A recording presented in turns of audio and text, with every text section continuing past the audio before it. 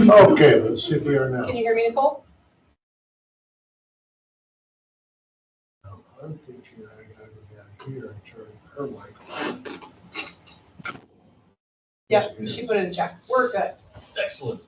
Can you hear me if I don't hold the mic button? Can you hear me right now? Aha! Good deal. I was really hoping I did not have to hold that mic button. Okay. So we want to focus work, partly for budgets, partly for staff resources, partly to inform your agenda setting as you move through the next 18 or so months through 26. And to align also the work of the rest of the staff with the priorities and the vision of the council. Goal setting also works as a way to communicate to the public. You will find during your time in office that folks are going to come to you with complaints and ideas. Sometimes they're going to be phenomenal and you're going to want to act on them. And your goal setting document is a little bit of a restraint on that.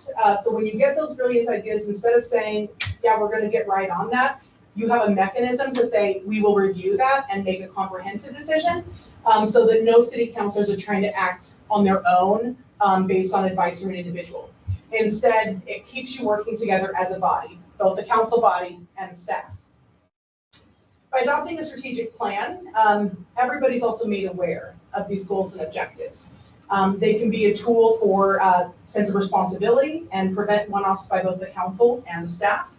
And they can also be used as an evaluation tool for a city manager. So when you have a list of this is what we want you to work on, obviously when you get to an annual evaluation point, you can check on that list to see if those #1 priorities have been have moved, or if some other priorities that weren't on your list have been the focus instead. And it gives you a really great tool to help with staff management and direction to make sure that the resources are going where you have asked. It also helps you just keep track of progress. Timelines can be a challenge, especially if you have a family and a job and other responsibilities outside of this role, as I did while I sat on your side of this table. It can be really hard to track how long your sewer project's really been going or whether or not your contractors have met your deadline. But when you have a goal setting document that dictates a little bit of when you expected to complete engineering and when you expected to enter complete construction, it gives you something to look back on and see if you are where you're supposed to be. And it makes it a lot easier for you to keep track of that so you don't have to have your own spreadsheets about what deadlines were supposed to happen and when things were supposed to be done. Having goal setting can also actually improve resources. There are several public funding programs that are available only if you have projects adopted into specific plans. We'll talk about this a little bit later, but the TSP is one of those. And so you have more access to transportation funding for streets, sidewalk, and other transportation improvements if you have an updated TSP that has adopted the projects for which you are requesting revenue. So it's a really good idea to make sure that these documents are updated with those pressing projects, because if you don't want to pass on some of those expenses to your ratepayers, taxpayers, and residents, grants are a great way of bringing in additional revenue, and you can be much more effective with them if you have those updated plans. And also it breaks down long-term goals, which I know we talked a little bit about, looking on some kind of near-term stuff. I'm going to ask you to stretch beyond that. And we are going to look at some long-term ideas, because when you have an idea for something long-term, there's usually some short-term work you need to do on it. And this gives you the path when it's broken down to make sure that you're moving towards it. That becomes especially important with big infrastructure projects, because you're never going to actually there was a little discussion earlier about, oh, I wish there was a fund that just paid for everything. We have this project, we want to adopt it, we want it funded, we want to move. And because there really isn't, that becomes really important to say, well, this year it's a goal to pursue a grant to pay for the engineering or the design, and then pursue something that's going to pay for construction, or maybe you've got to pass a levy or a bond. But you have to break that down within your planning too, so that you actually get those big things. Otherwise, big dreams don't really happen. And I had actually a different example from another city, but Rick did let me know that your city hall is a good example of that being done successfully. that this construction was completed without debt service, which means that people did a lot of long-term planning to make that happen, because you don't get big capital improvement projects done, especially not without big debt service, unless you have set smaller goals to break down those things into something more achievable. And finally, goal setting lets you develop a story.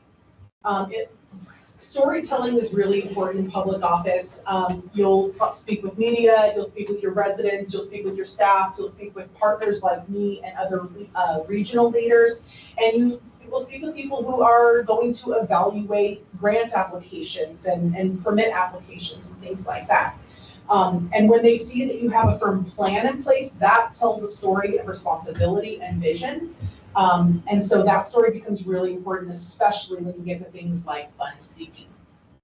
And again, for your population, for your residents, an informed population is much less likely to become a pushback and a hurdle to some of those big projects. When people know what's going on, they know why, they know timelines, they know costs, then they are much less likely to get upset about things progressing and more likely to actually be cooperative participants in that. Any questions so far? All right.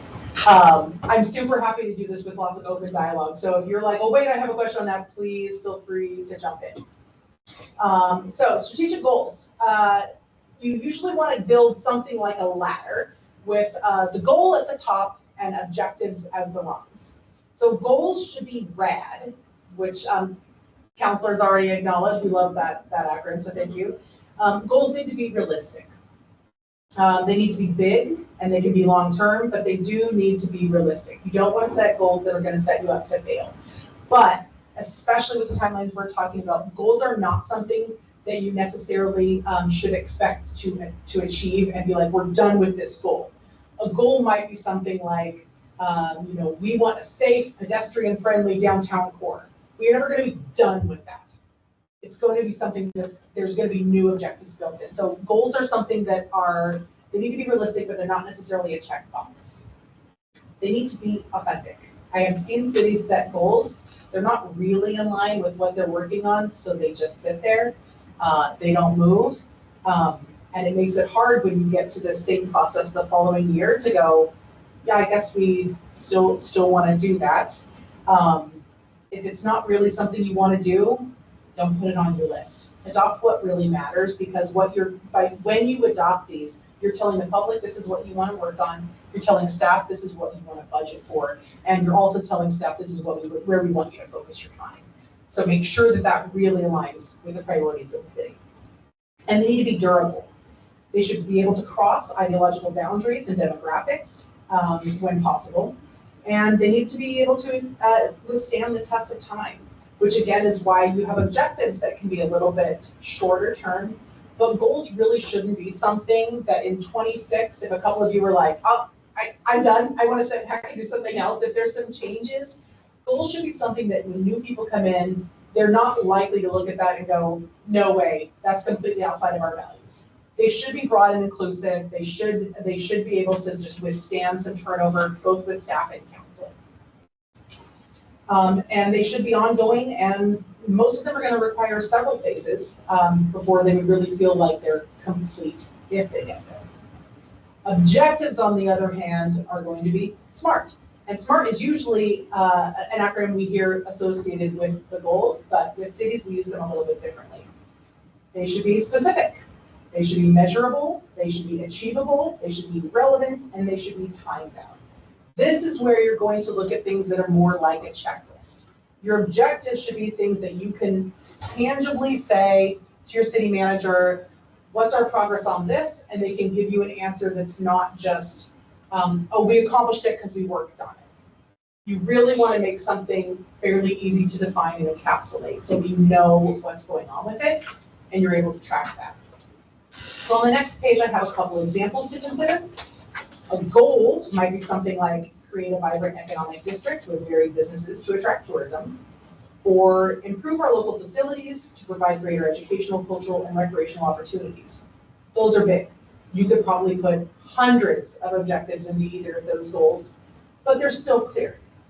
They communicate values, they communicate vision, and they tell your staff, this is what we want you to work on.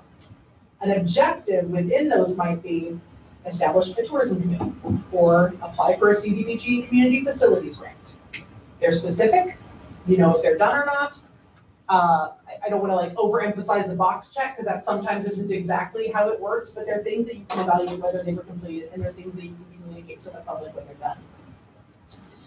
And then finally, and I don't expect to get to this tonight, so I did mention earlier, maybe we'll need a second session or maybe you'll work through this part with staff, but the other thing is when you complete your objective list, they need to be rated for urgency and timeliness, so that you know, like was pointed out, you can only do so much in a year or 2 years or 5 years or 30. And so if you say, hey, listen, our big goal is to attract like a big shopping mall. We have a vision for a shopping mall. That is not, even if it's the most important thing in your world and all you need is like an Abercrombie because your kid's dying to get new jeans and you're like, this is my first priority, you're not gonna get a shopping mall budgeted within the next year or two, right? So that's not gonna be one even if it is important. So you're gonna look at that timeliness and you're gonna rank that by urgency and reasonable timeliness, which isn't something I wanna focus on tonight, but it is something I do want you to keep in your mind a little bit.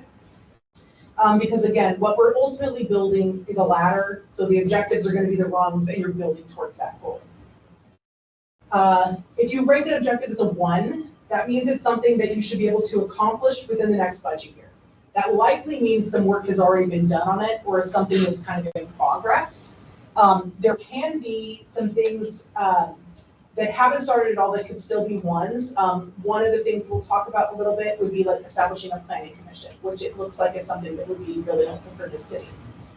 If that becomes a priority for you, you could rank that a 1 because that is something that you could do within the next year, even if it hasn't been started. Then short-term objectives, you would rank those a 2. Those are things that you would expect staff to start budgeting for in the next 2 to 4 years. There might be things that are more immediate towards one of those, and there might be something that's much longer that's going to be a bigger number. Long-term objectives are things that are going to be 5 or more years in the future, but that are still important to the city.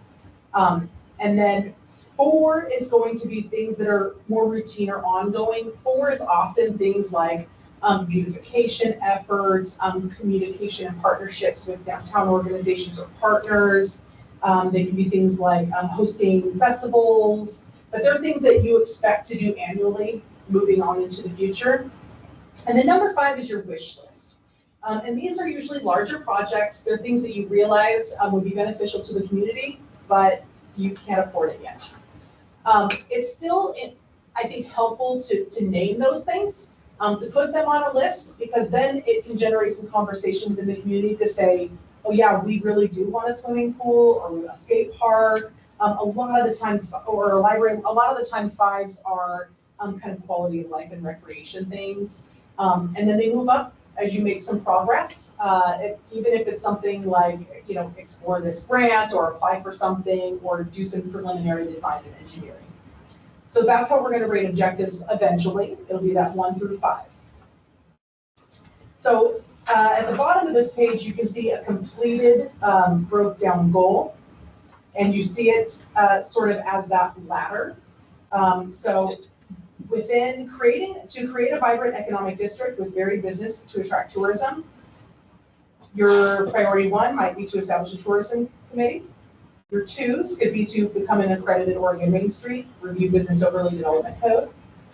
Your 3, create a transient lodging tax program, which you want to do before you build any hotels.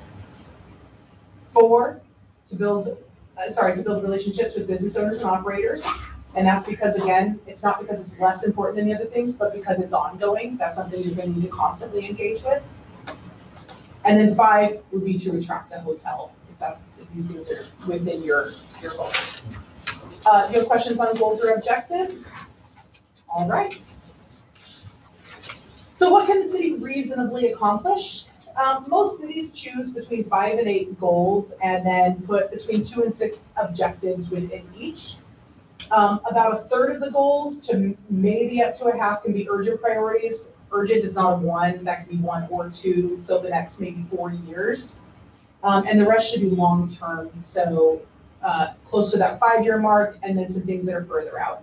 And it's important to have varied timelines on your objectives so that you have those immediate plans and the vision for the future. So the city of Jervis in 2021 adopted 6 goals with 4 to 6 objectives within each. Goal 1 was to attract businesses to provide services and job opportunities in the community. And we weren't able to ascertain much progress that had been made with that goal. I did record a rough breakdown of the objectives. I did not worry about priority because there hasn't been a lot of progress on that. Any questions on that goal or where the city is on it? And also, if you're like, wait, we did do that, I know about it, it's very likely you know way more about that than I do, or that I could find, or that Rick could find quickly. So if you have corrections, please volunteer them. Goal 2 was to provide municipal facilities and infrastructure to support current operations and the plan for orderly growth. The city did make some progress on that, especially with wastewater treatment during the ARPA investment period. But there was no additional work recorded in terms of looking at the UGB adjustment or needs.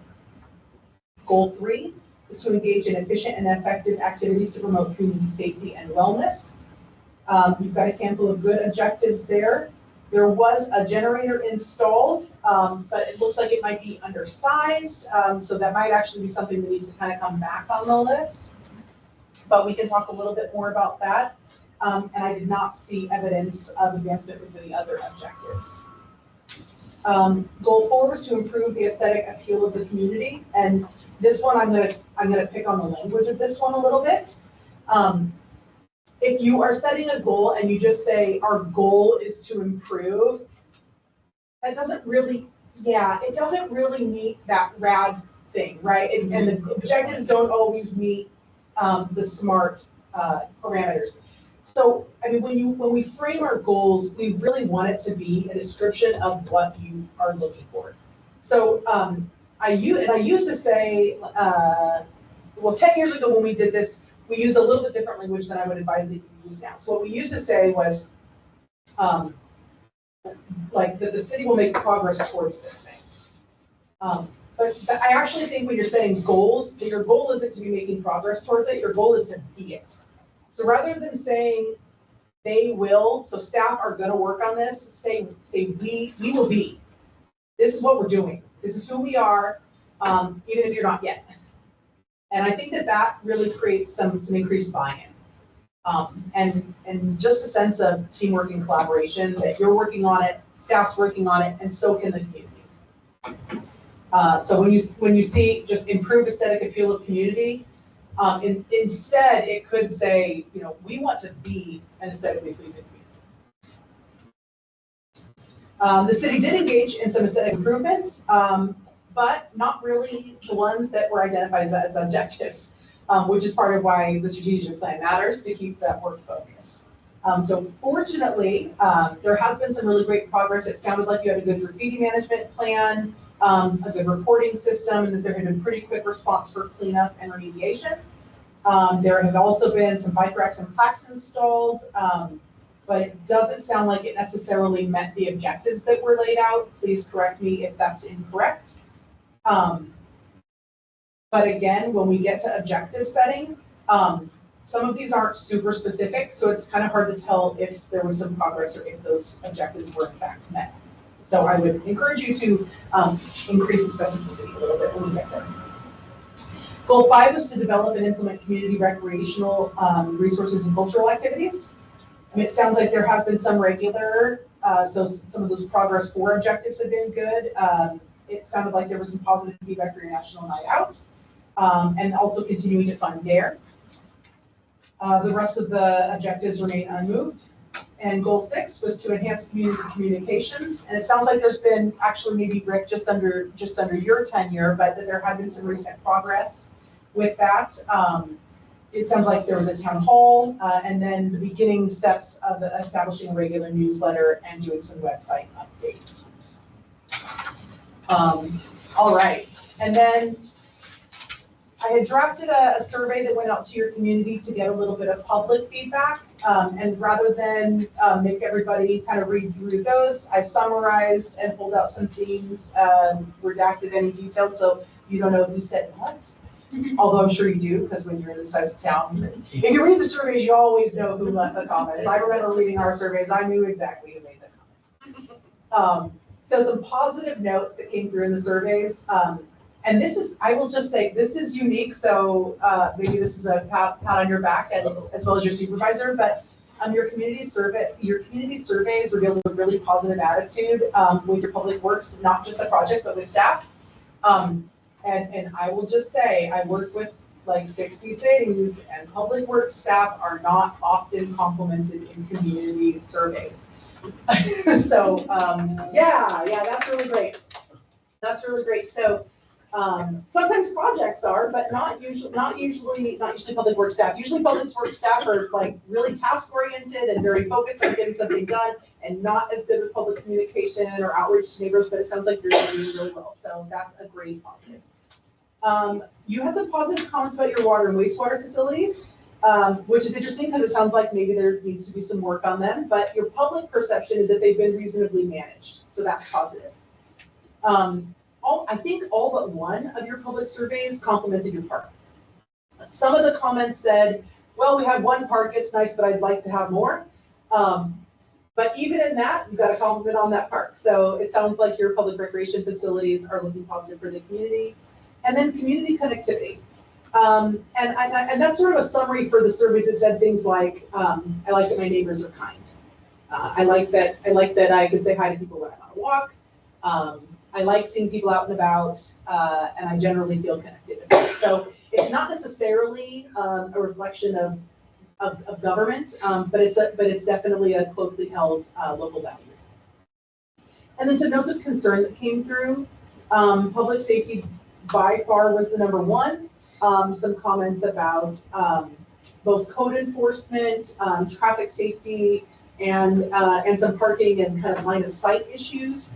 But public safety topped several of the surveys as well as yours. And code enforcement, even though that's within public safety, I pulled it out separate because it was so common that people specified code enforcement. So there was kind of this broader note of we're concerned about some safety stuff, and also our neighbors have too much junk in their yard. Or there's derelict vehicles on people's lawns or parked over the sidewalks, and they wanted to see some enforcement.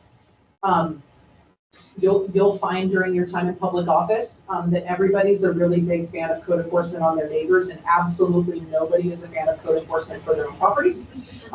Everybody becomes very libertarian when they get the outreach, but they definitely all want the outreach going everywhere else. So that's just a line to walk in public office. There were some notes about staffing and operations. Most of that was pretty focused on turnover.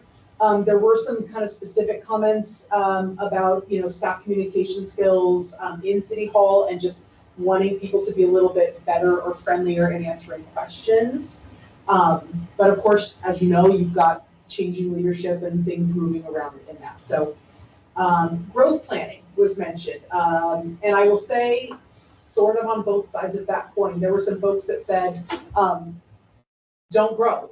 We don't want Woodburn to invade. We don't want Portlanders down here. And we really want to be cautious about growing. And others have said, I recognize we need to grow. I really want to make sure we're planning carefully for it, which is actually what state law requires of you. You can't really just refuse to grow, but what you can do is make sure you're growing the way that you'd like to see and that will most benefit and align with the values of your community. Financial management, which was elevated with a couple of your surveys as well as staff. Seems like there's been a few issues. I know there was some findings in your audits, so we'll talk a little bit about some strategies for improving that. And then economic development. Some folks who would just like to see better use of some of your commercial storefronts. There was a couple comments about how some of the buildings are being used, like for storage and not commercial activity. And there were some other comments about just really wanting to see more activity in general in terms of business. So I also had put on there on that survey to ask the public to talk about what was more important for short-term versus long-term. So the shorter-term goals they really want you to focus on include public safety and code enforcement, financial management, community communication, and pedestrian accessibility. And I did order these actually by the priorities that came through in the surveys, how they ranked them. And then the long-term priorities included emergency planning, economic development, water facility investments, wastewater facility investments, growth planning, and construction or addition of new facilities. And that was mostly focused on a library, I believe.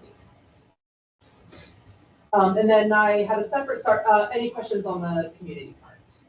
Was long-term prioritized as well as immediate ones? Yes, they are. I did my best to prioritize everything top to bottom on the summaries of the surveys. What's the survey count? 7. And how much of that was staff? I'm sorry? How much of that was staff? That's community only. That's just community. I have a separate section here for the staff summaries. And I will say I was hoping for some more feedback. And I don't know your community all that well. I don't know if that's a typical response when there's public outreach, or maybe if they're not used to having access to surveys. One of my Yeah, yeah. would you repeat that? You would put on Facebook, you would have got like 100. Everybody has a community board where it's easy to get feedback. Whether you want or not. Yeah. Yeah, one of my recommendations actually is, at least we'll see how the conversation goes, but might be to establish kind of an annual communication tool so that folks can have an ongoing opportunity to rate how things are going and what they want to see. And kind of do that towards the end of the year so that you can use that to inform your budget process moving forward as you renew your goals and things. And hopefully as people get used to that, you get a little bit of a better return rate. And then I also surveyed your staff. Some of their positive notes were included some public engagement. They talked about people communicating with staff and communicating with council, engaged current leadership. So it sounds like you all are showing up and doing your jobs and asking the right questions, which is positive. An interest in rebuilding regional relationships. And I see a couple of you like immediately nod like, yes, we want to be better connected in the region, and staff noted that is positive. And some growing awareness of resources. So those are all some positive things that came through with your staff surveys. Some notes of concern included some personal divisions in the community. Obviously, with turnover of council, is going to come some strong opinions. So it's not surprising that would be elevated as a concern. Financial stability, community development, turnover, drinking water, transportation systems planning, especially with Amazon and the increased related traffic, and then use of commercial facilities, where again there was a note about some of the commercial storefronts being used for storage. I also heard from some of your professional service providers who rather than doing the regular survey, what they were asked was, what do you think the council should look at? What do you think the priorities should be? And so they had a few areas that they encourage us to discuss tonight. Things like updating your land use and development application fee schedule, streamlining development permitting, updating some local development code. That's actually going to be really necessary because there have been several legislative changes that you need to create some updates in order to be compliant. Small city allotment grants should be pursued in order to compete for street improvement funding, to communicate to relationship build with the railroad as the largest property owner of vacant employment land, and to revisit the business recruitment efforts. It sounded like there had maybe been some of that effort a few years ago. Like many small communities, I'm sure some of that recruitment effort was paused during the pandemic. A lot of cities really stopped things like VRE, which is like recruitment, retention, expansion discussions with business owners, but a lot of that was suspended and really only picked up about last year. So you're not alone in that. And then some more specific projects to consider would be phase 2 of your treatment plants with the booster pump upgrade, It sounds like maybe looking at some funding options for that. Engineering estimate is about 1.5 million. I will say that engineering estimates recently have not looked in super great alignment with actual construction costs, especially with water wastewater components, which are mostly imported, and tariffs are hitting those pretty hard. So that may be more expensive than that when you actually get to ordering some of the parts. Developing the TMDL implementation plan for temperature, which is due at the end of next year. And some of those steps will require some city investment. To form a planning commission, to develop a transportation systems plan, and to explore updating your urban growth boundary. And then I also surveyed all of you and got most of them back. That was just a dig because you mentioned it. Some of the themes that came through for you, these ones actually are not prioritized. This is the only one I didn't. I just kind of put stuff down if it got mentioned a couple times. Public safety, community communication, concern about the vision, finances, infrastructure planning and investments, desire for fresh ideas, regional cooperation, rebuilding public trust, and transportation system needs, and then city operations and some technical awareness. So some really great things I'll point out right off the bat is that a lot of the council priorities align with the staff priorities and align with the public priorities. That's a good spot to be in. When the council says, we need these 3 things and that's all that matters, and they are not on the list of your community surveys, that's hard.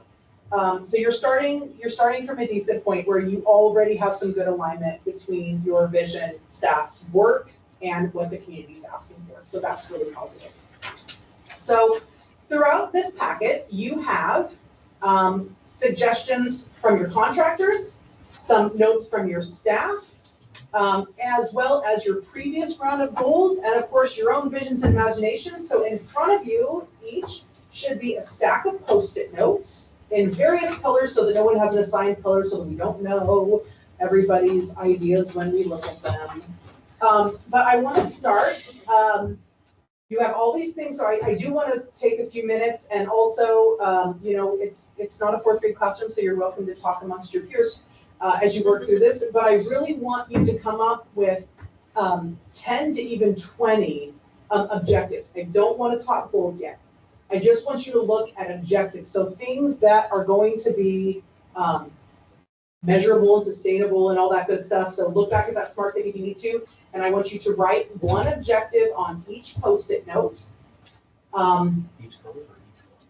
Each one in whatever way you'd like to break them up. They can be all purple, or you can do 2 on each color. I don't care at all. I just do that so that no one goes, oh, purple again. Liz always says that stuff. So that's why that's broken up. So yeah, look through and 10 or 20, so you don't have to really narrow one yet. You can play Jeopardy music while you're all working. I can't do that. That's not What, just one? Jesse, 10. No, 10. so this one is big. It's going to take a lot of steps in between that I don't know what they are. Oh, okay. I was like, write down the steps. But okay, but you're not sure what they are. You got yours as a goal. No, mine's sure. An objective? She's no, goals are big ones, right? Goals are big. Yeah. Yeah, goals are the big one. Objectives are small. Right. Objectives are the things that you want to do to get to the goal. Yeah. But to your point, you can have a large objective that's actually gonna have, I mean, Well, you look, might have 6 objectives that like get to the 7. here's what I think. I think 90% of the people think 90% of the things people want in their objectives won't happen unless we get this Well, what is it? Does that say double the population? by 2045. Okay. Because they want full police coverage. So that over the has if you double the population. They want They businesses, want businesses. They want tourism, libraries. They want right? all these things. And the only way that happens is if we get more people. And it's all on the I see what you're residents saying. right now, there's no business infrastructure. So can you put a little thought behind what it would take to increase your population? Oh, And write out some objectives like that. well, here's my problem. I had something yesterday. He says it's not true, but Kyle said it was true, and Kyle's not here right now. So Joe, Uh-oh. yeah. When I had this conversation with Kyle about growth, his biggest bottleneck is water. Am I allowed to say what you sent me in an email? Is that public knowledge? If he sent you an email, it's already public record. Perfect. According to what he heard from was the engineer. That was. Who's your engineering firm? Sorry. Who's your engineer? Gordon, Monroe. I was like, I even talked to him, I can't remember. According to Kyle, we need a major water overhaul to build. According to him, not him, but Gordon, we have enough to sustain an extra, 500 people, 600 people? 700, which still doesn't allow this to happen. But so, So it sounds like you might need an objective that's something like identify Well, I don't- additional water resources. yeah, but I don't know what exactly the bottleneck is without Kyle being here. So fixed bottleneck, water, I'll just put fixed water bottleneck. Okay. And as far as beyond that goes, they grew by 5,000 in the last 5 years, and they're gonna be either. And they're seeking an additional UGB adjustment. Yeah, so like, it's either, so what I hear from a lot of our constituents, and they say we don't wanna grow, but they also wanna keep our autonomy. And those goals directly work against each other. So I think most people here would say I'd rather have autonomy than be taken over and lose our autonomy anyways, and still the people are gonna be here. Yeah. So, we have, the only foreseeable path for us to go forward, besides being absorbed, is to.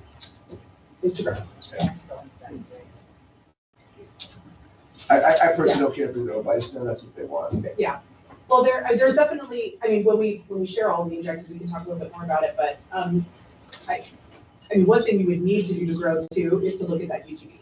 Yeah. You don't have enough available buildable lands, to grow the way. Yeah. Well, yeah, and I mean, look, that was something that I know the previous council very hard pushed to get, not all of them, but some of them very hard pushed against growing. Because if you want to grow, it's inevitable. What objectives? It's like Thanos, man.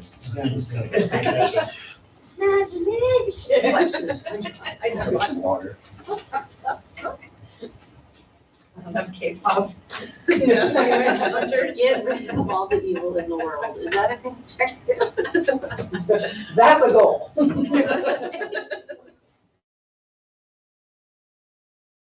Railroad relationships a goal or an objective?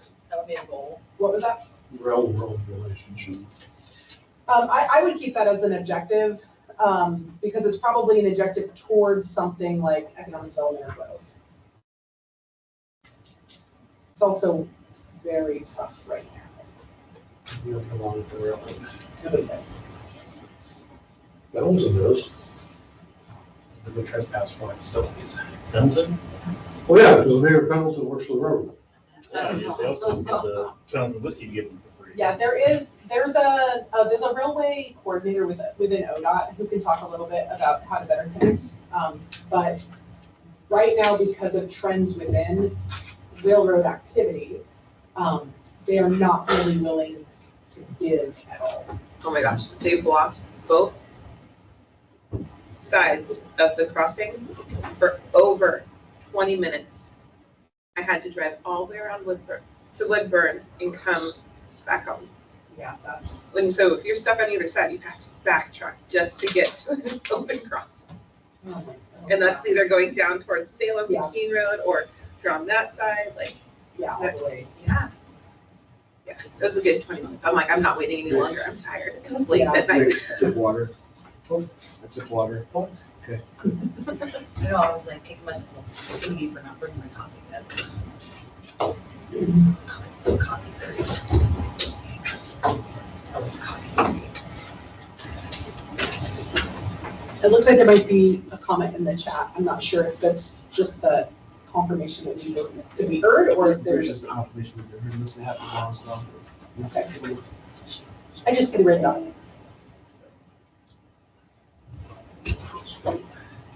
You think there is a comment? I got you. Well, there's a red dot on the chat. The red dot on the far left is, No, this one right here. Yeah, it's just yes. Okay, perfect. I just wanted to make sure since it had the new comment notification. No, that's fine. I don't, It's hard when people Well, you know they're all gonna be heard. It's Sherry's just- Doesn't matter what color they are, they're all I'm having a mine. mental block. I'm trying to, like, I have ideas, but I don't know if they're goals or if they're like objectives. Just write it down. Well, yeah, just write down what you have, because we're gonna work through it. Okay. So if you write it down and I'm like, oh yeah, that's too big, that's definitely goal, then we'll talk about it with the goals, so don't worry about it. Just write down your dreams.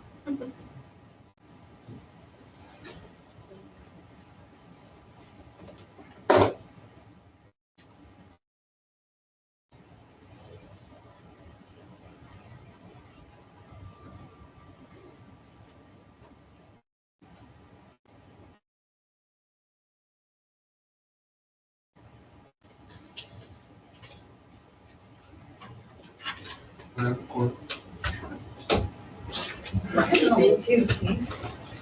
He's on a roll too. So, Apologies, it's a good thing. You should be. these are pretty much things we've been talking about. Right, he's just like, we're just getting it on. Repeating it, I know. Stay.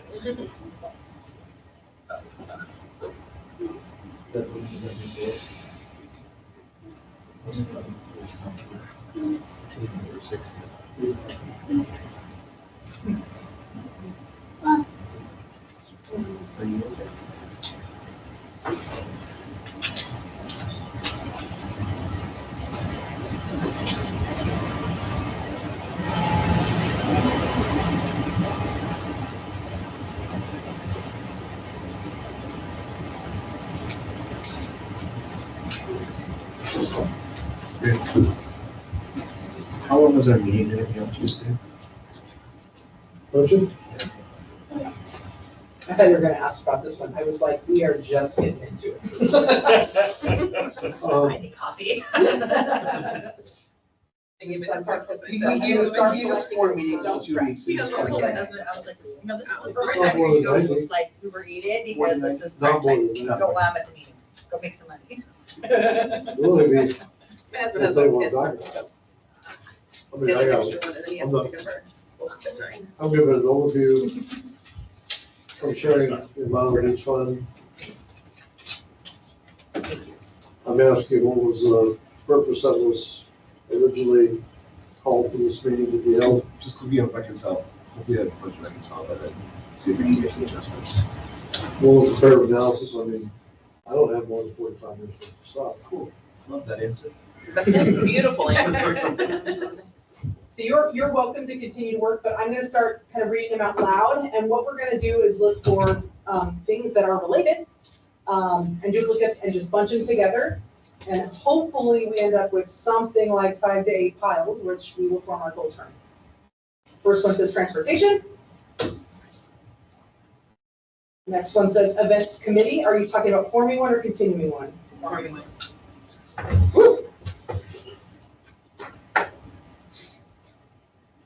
Budget committee?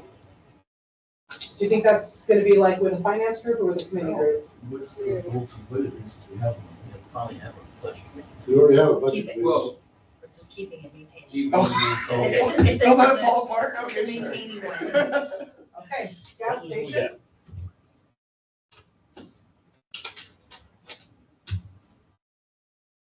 Family. Create rules of engagement for meetings. Do you have a council rules document? Yes, Work in collaboration with Woodburn to build a path through town. Like a pedestrian path? Yeah. Pedestrian bike, okay. Transportation. Community garden. School doesn't have any. What's that? Not real clear, it's- Have a business-only town hall for business owners twice a year. Update city ordinances.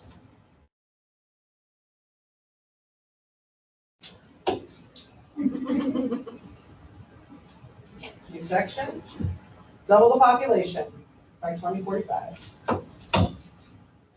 Update UGB. All right, evaluate city's finances, establish a budget, and live within the budget.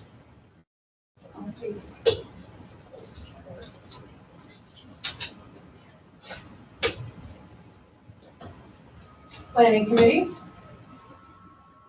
And you do not have a planning commission at all, right? No. Okay. Right. I was gonna Update. say you're looking at it. We are the everything.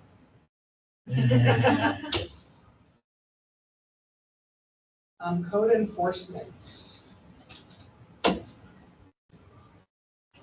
Build up the PD. Establish events committee. Grow businesses. More public outreach. Sidewalks on every street.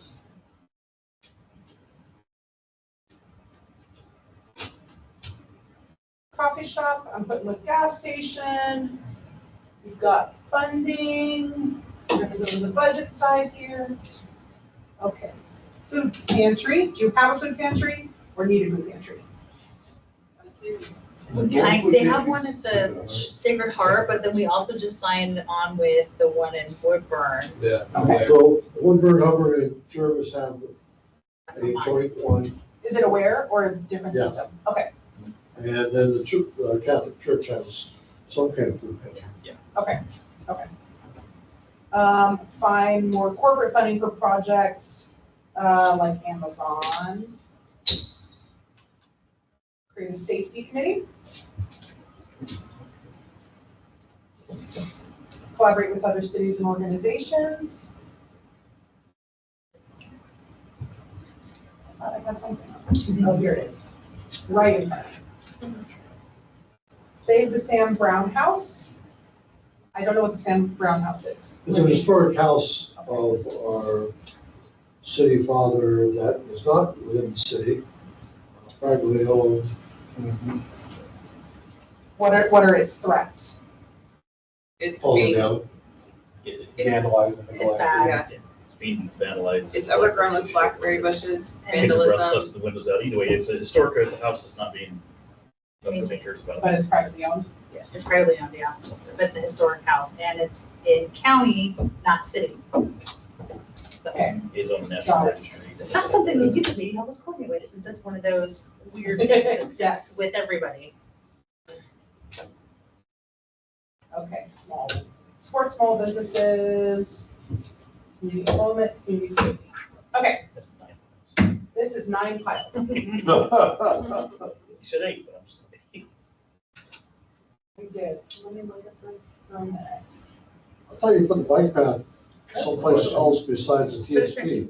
You put the bike path together with the TSP. So, Yeah, bike paths, sidewalks, street improvements, creating the TSP, I would put all of that in transportation. Do I have one that says bike path? It was like a walking path, it was a path, it was a pathway. Oh, yeah, okay. Yeah, I think I put that with kind of like a regional thing. Good question. Okay. Collaborate with other, so we have a transportation, we have a budget for finance, we have growth management. We have a committee section, which I think probably we need to put those into other groups. So I think planning commission needs to go on your growth. And events needs to go with the community activity. And safety with policing. Nice. Right now, right? We're getting there. Got it. Okay, then we have some commercial activity. This one's kind of a family values code updates. Okay, so actually, I think these are gonna go over here, and these are gonna go here. That looks like a decent breakdown. Nice job. All right. Okay, so it looks like we probably want to look at a goal that's going to identify some community values and talk about livability. We probably want to develop a goal that's going to talk about public safety and policing. We want a goal that's going to talk about updating systems and ordinances, about improving business activity and economic development, about growth planning, about financial management, and transportation systems. I'm gonna write those down too, so that we can actually break these out a little bit.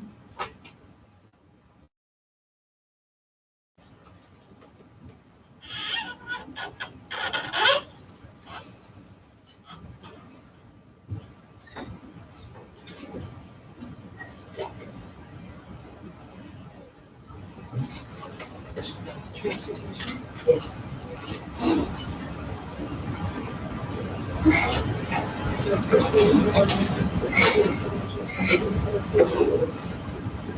Well, and the good thing too is that one of your areas, it looks like kind of needs to look at code updates and master planning.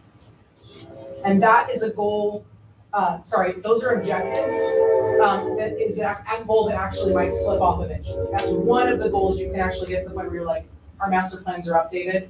And so then you would just have other objectives and you wouldn't need a whole goal for that in the future, but I think you probably do for now. Safety.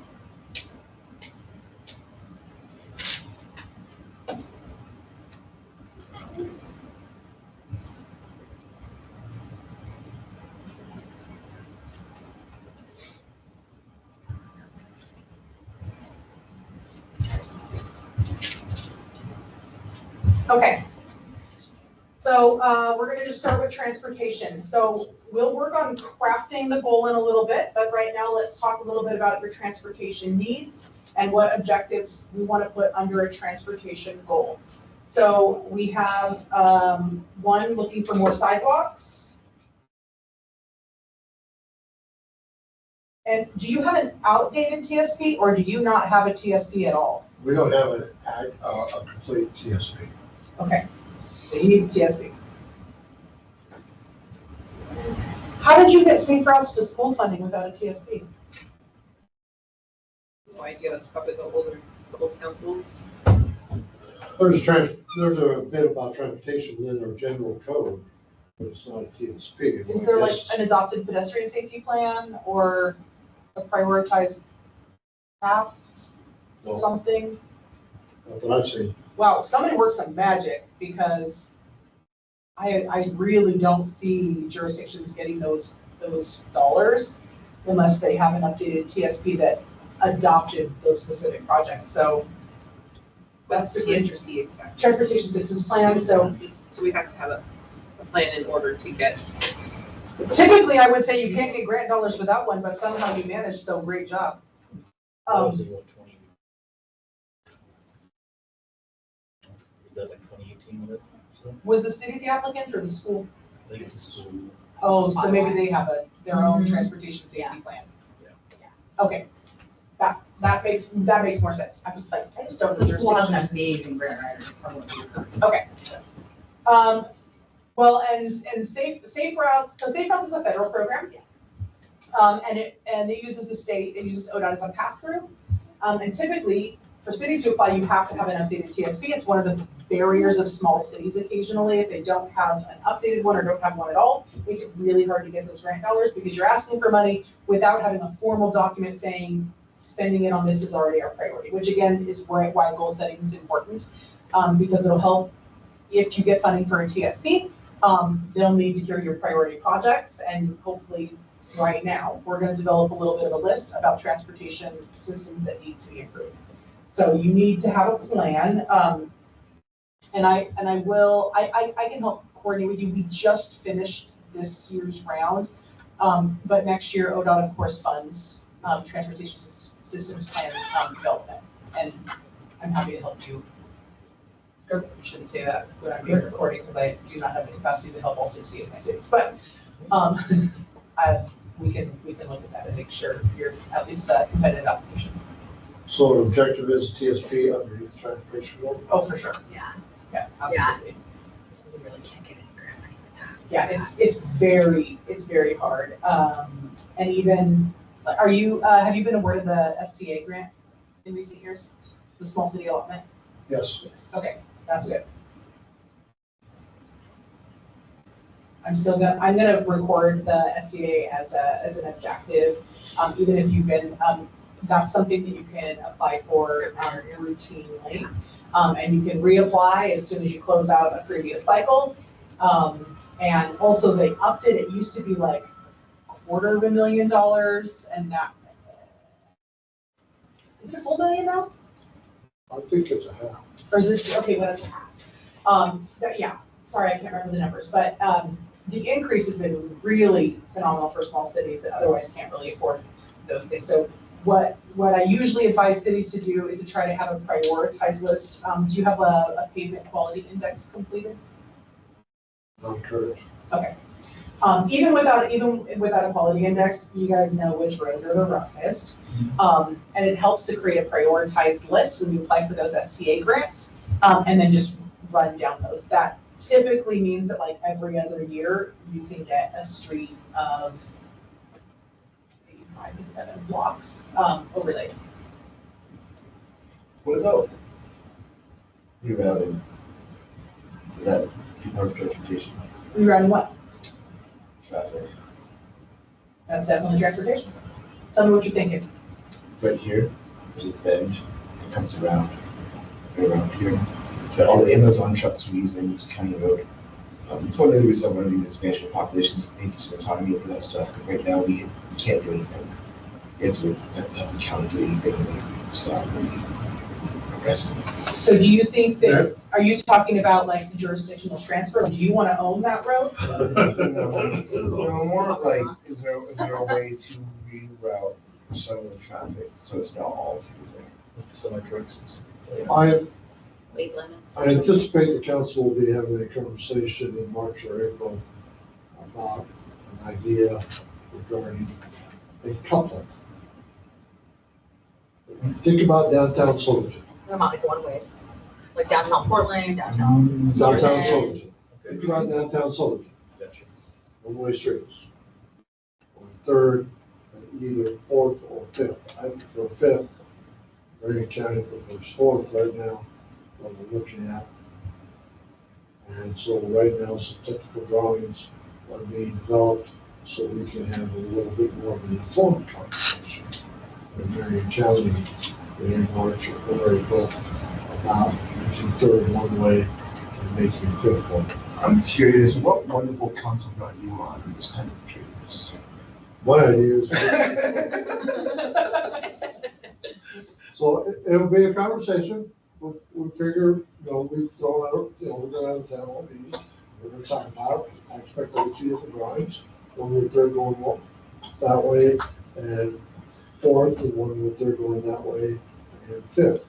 I prefer Fifth because we have all that empty land between Fifth and Railroad, that if we can crowd into that railroad land, we're not doing development, just doing the street, if we can use some of that, it would be to our advantage, and I would rather make Fourth Street more pedestrian friendly. Right. But that's just my preference, and I'm not a voting member of the group. Yes. But anyway, we're having conversations. Some context, like every meeting we have, it's concerned about traffic. Every Joe initiated contact with Marion County. Marion County came out and went out. So if you like it, it says, That's good. yeah, if you like it, it says, if you don't, it's fine.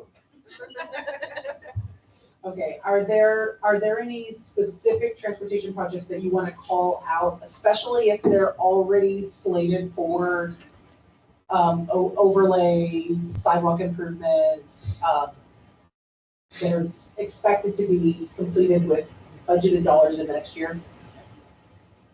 Joe. I have no idea. The only street project I can think of is these safe routes that we're using on First Street, but I don't think that's our budgeted funds paying for that. So Okay, if it's a school safe route, okay. Okay. We'll move on for transportation for now, but keep it in mind that we've got that there. If in a minute you're like, oh, we desperately need a dial-a-ride senior bus service for medical appointments or something, then fine. Okay. Finance and budget. Okay, so we have a note about the budget committee. How is your budget committee doing? Well, this is one of the concerns I have when we talk about all these committees. Is it sounds great, planning committee, all these committees. We had to pull teeth to get people to be on the budget committee. Right. So I'm wondering if we add all these committees, if people will actually step up to the plate. I guess that's more about, hopefully we can change the dynamic of our city. Right. But right now we have it, but it took advertising for 2 months, and then finally had that big town hall for the police for Rick to be like, hey, by the way, please apply. And then we got applications, because otherwise they wouldn't do it. We had 6 applicants, 4 showed for interviews. The 2 empty seats, there's just 2 seats that rotate off during the year, Okay, a cycle. is it a 6 and 6, 6 residents, 6 council? 6. That actually doesn't sound No, all not good. that rough. Yeah. That's a pretty typical participation of a city your size. Not that makes it, any easier when you talk about the need for some additional committees. It's just It civic can- engagement, it's just. hard to get It is, Could, let's say, someone that's on the budget committee also be, let's say, on the events committee? unless it's prohibited by charter, which I read it kind of quickly. I didn't see anything. I don't think it's prohibited, so it's not atypical for people to serve on multiple committees. It's not atypical, especially in small communities, for people to serve on like a school committee and a city committee, or be on the fire district and the city council, or, most of that's not prohibited as long as you don't have a paid job for one of the entities. That can be a complication. And we do have some people that are already willing to be on committees at the start. Yeah.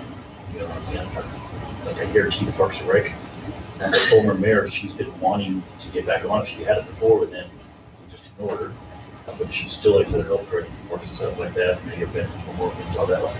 She's, we got a couple people already for some committees. That if you assess, so what committees do you currently have established and populated? We have a budget committee. We have a city council. Those are the active, only populated committees we have. They're the same people.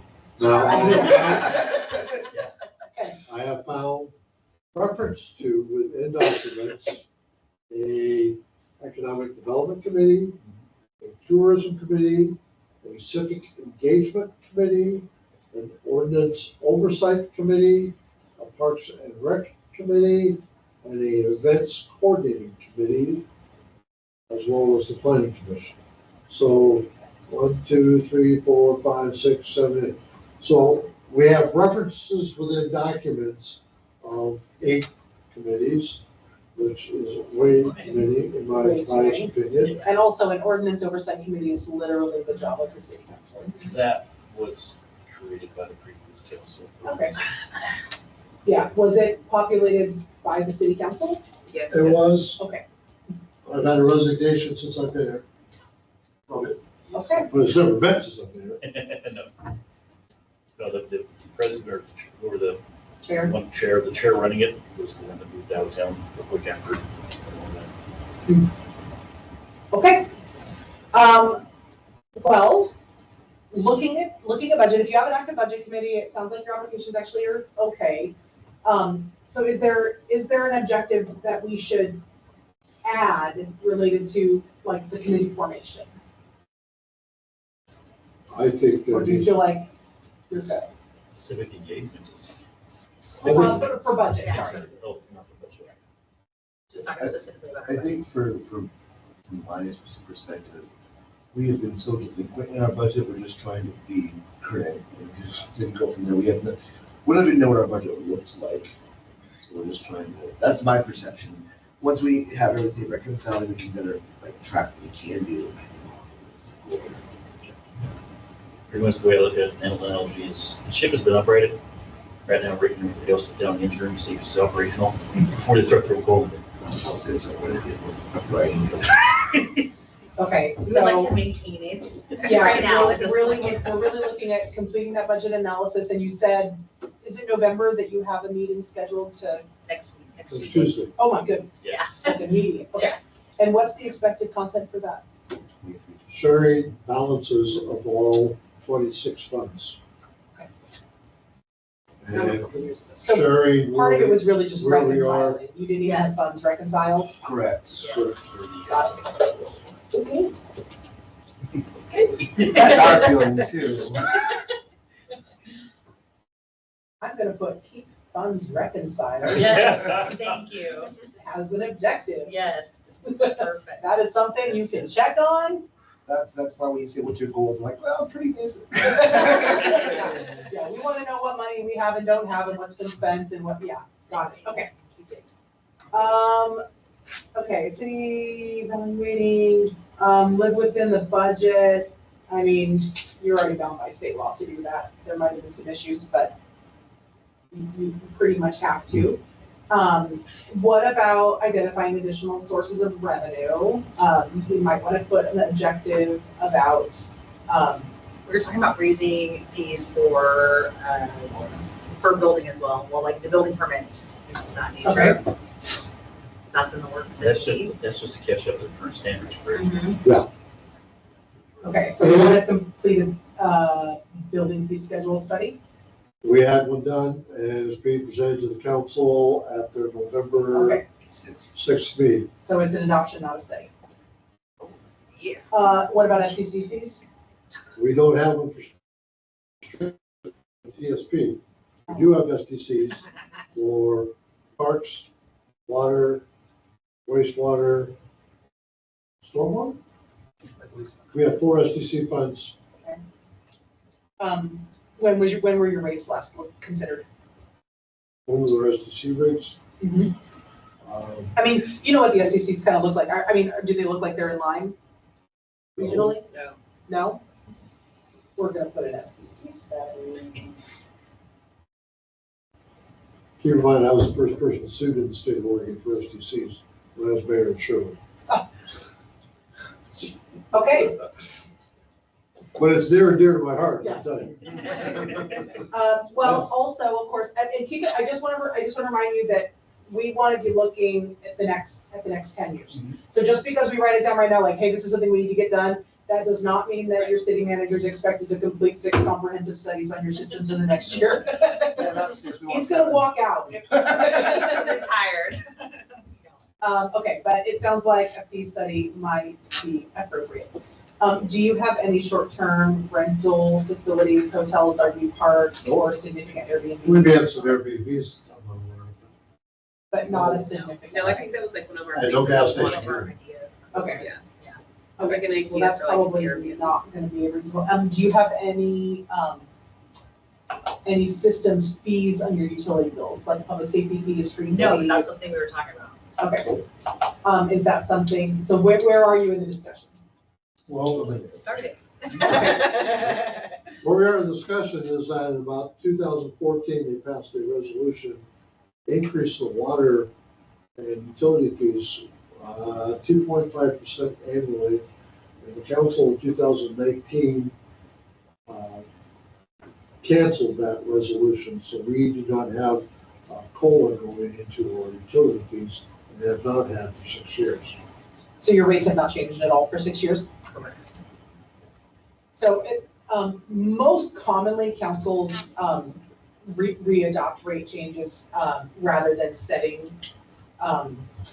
like a 2.5 annual. That, I mean, it's a model. It's more common for councils to each year look at making sure you're getting appropriate cost recovery. So if you're looking at public works and going, hey, considering all of our water expenses, is our water revenue paying for the expenses? The answer is usually no. And then you try to look at how you would cover that gap. And that's a really good way of calculating basic increases if you've fallen behind. In your case, if growing is really a priority and a vision, and you know that that's going to mean treatment facility upgrades, additional resources, new service delivery lines, things like that, then instead of saying, how much are we short, you're gonna have to look at engineering estimates, what is it gonna cost, and you're gonna have to start planning ahead, which generally is gonna mean a much larger increase, and that's when you can get into some of those multi-year breakdowns. So rather than saying, we're gonna increase 2.5 each year, you would say, we're gonna increase 350 and then 4 and then 2 and 2 and 2, because that puts us at whatever rate you need in order to complete a project and have a reserve for an unanticipated repair. I'm sorry. Go ahead, please. My history with the lawsuit was that after SDCs was created, there was some protestations about it, and the city of Sherwood, where I was the mayor, at that time, the population was 4,000. But we knew the city was going to grow. It would grow rapidly. We projected the population 25,000 within 20 years. We set a parks SDC at $6,000 based upon a study of what we wanted in the city of Sherwood for parks in 20 years.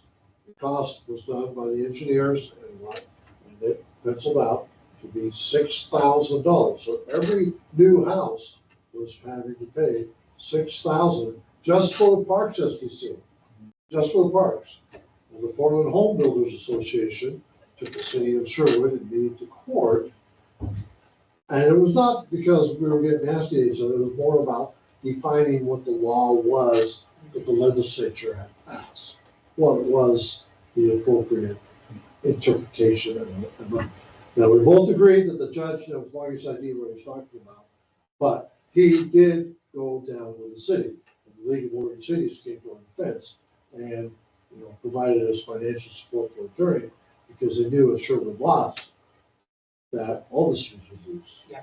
But so my experience has been with being very aggressive with SDC fees, and while councils can choose any fee they want below that number, I don't usually encourage going below the maximum number. And that's the approach that I'll take when we start working with our SDCs. So you made the reference that the population, that's your goal. I guess I want to lean on both of you and just ask a simple question. Is there a world we would live in where this town doesn't grow? Like, either we encroached upon or us do it ourselves. Like, I just don't, that's kind of where I'm at. Like, I don't really have a goal of us expanding. I just know our location. And I just don't see, do you see a place where this place is the same, like relatively the same in 10, 20 years? No. Yeah, so it's not like, or everybody will watch this later. It's not my goal, it's just my reality. It's just it is the reality. And I'll give you a little bit more protection on that. It's also the state law. So well, state law is one thing, like I'm saying, like people want to be here. Like it's not somewhere else, like it's Portland, people are choosing to be here because they prefer this to neighboring communities. In whatever direction, right? I get that. I grew up in Dayton. I'm 5th generation there. I'm raising my family 6th generation. And when we decided we needed a bigger place and a bigger property, we were still like, where exactly is the school district boundary? And there were like 2 houses past mine that are within it. So it's, I get it. People choose to live where they want to be. And you want to make that possible. I mean, small communities have to wrestle with pro-growth and anti-growth conversations all the time. But what we see, as a matter of fact, and please feel free to create additions, but small communities either plan for growth, or they grow in ways they didn't want to, right. or they just don't and they fail. Right. But I just see Woodbridge Commission. They're not. That's Woodbridge Commission. There's no ify ands or buts about it.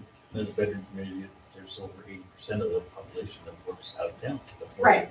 Right, which is very typical. So again, I mean, if you don't want to like unincorporate at some point, you really want to plan for growth, even if you're not super pro-growth. And actually, I usually tell people, if you're not really pro-growth, that makes it super important to do the planning for growth, because then you get the opportunity to dictate where and how it happens, and to have limits within all sorts of your systems that create create practical barriers if somebody's attempting to grow in a way that's outside of your vision. My mantra when I was at Sherwood was either we plan for the growth or the growth happens to us. Almost sounds That's cancer I was as gonna say, well. this is a bad You plan for growth or growth happens to you. Yeah, I usually say if you fail to plan, you're planning to fail. And that's also the reason why I hosted, when I was at Sherwood, a small little town, the first writing and meeting for writing the Metro Charter. Because if you didn't plan for regional growth, and we didn't have to say it, then it was gonna happen to us. Anyway, you guys off track, so. That's all right. Okay, we are working on finance and budget. We want to complete a budget analysis. We want to keep our funds reconciled. We want to complete a building fee schedule adoption. We want an SDC fee study. We would like to consider service fees and look at a water rate study. Are there other financial or budget objectives that we should have? I just had a bullet here in mind. It tells me, I don't know if it's anything to do with that. I joke oftentimes about how lucky we want to get you, but I do mean it, and I'm really concerned about what we do when you retire, if we have a plan for that. Succession planning. Oh, Succession planning. Yeah, because Yeah. I feel like what happened was one of the reasons we're in the position we are in is because when Susie Marshall left, for whatever reason that she left, there was no plan, and we got people who were very unqualified to be in their position. Well, I should say, I don't mean to say that. Just, it didn't work out the way we wanted it to. Sure. So succession planning. So a staff development goal. Or an objective staff development. Staff development, objective or goal. Yeah, I'm gonna put that in community development, I think. Succession planning, okay. That's an excellent objective and something, I mean, obviously with everything that Jervis has gone through, you have some insight into, what happens if there's not an appropriate plan. But a lot of cities neglect that. So you tell stories about yours. I was a mayor for a couple of Jervis mayors, so yeah, I have some familiarity. I'm only in Dayton, so you could like throw a rock really hard and get close, right? So, yeah, I think that's a good community development goal or objective. I'm sorry. I will say just for all of you that if something were to happen and you had a sudden vacancy, the COG is pretty good about finding interim folks, retired folks who can step in pretty We quickly. just have that happen. That's what happened with us. And it wasn't a great fit. No, okay, so, hold on. It's okay, we don't have to put that on the No, record. let me answer, like, originally that was not the COG, when things got really fell off the rails, it wasn't the COG, then the COG stepped in, and there was so much backbiting that I don't know if they could have been successful if they put this Yeah. person in position. I mean, In during, the short term, what happened though, I mean, being that as soon as I came on, the city manager, everybody quit, and we had payroll, and after 2 weeks later, the COG was the only savior we had that actually came in to help us out, okay, even in the short term. Yeah. After the short term though, that's when, like I said, where the backbiting, things like that was happening. okay, got it, all right. Rick, you're amazing. Love you, Rick. All right, within finance and budget, are there other objectives we should consider? How about from staff? Anything else that you want to make sure is noted? All right, I think it's for- Making sure that our systems stay online, like, Updated. yeah, updated. That kind of goes in with our budget, right? I know we have programs that were. Yeah, like the budget program. Mm-hmm. I think Deanna said she was gonna talk to you about that. like, do you take online payment, do you mean like technical systems, like you Yes. taking online Yes. payments? Yeah. We just started online payments, but We yeah, can't do auto pay. it was like our bookkeeping system or something didn't. Our software system Yes. is Cobalt, I think. Yeah. that's it, yeah. Are you familiar with Cassell? I am, but that's because I use it in Alaska.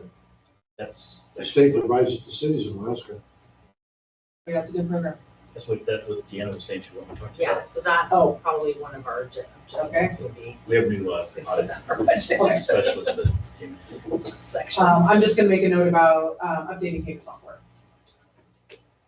I'm a fan of Cassell. Building Okay, let's look at growth. We have established a planning committee.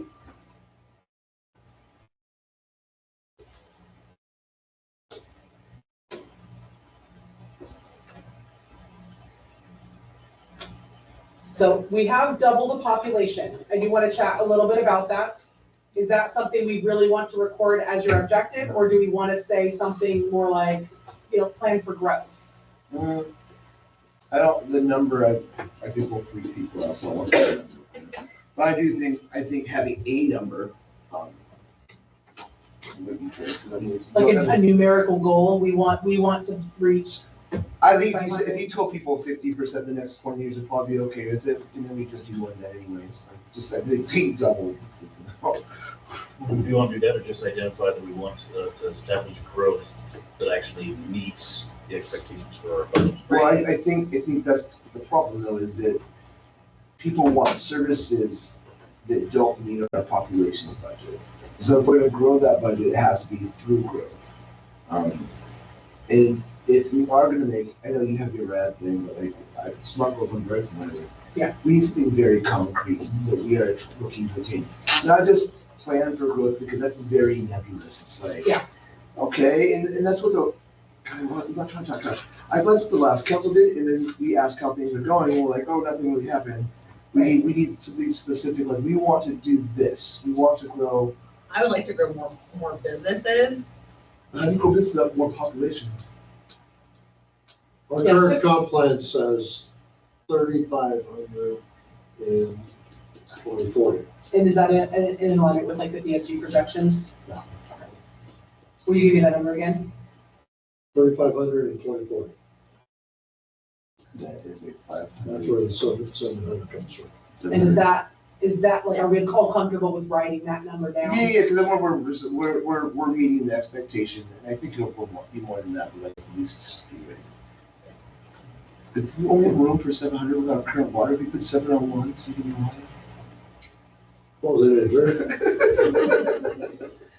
To your point about the recruitment and growth of the business community too, I mean, the hard thing is you have to be able to grow both the employment base and the customer base. Can you tell me how to pronounce your last name? Mr. G. Mr. G. That's what the kids call me. All right. I was Mrs. W a long time, I hear you. So Council G. Oh, yeah, Councilwoman G. It's He's right, you really, oh gosh, now. Well, now it's gonna be more difficult, okay. I call you Jesse. Yeah. All right.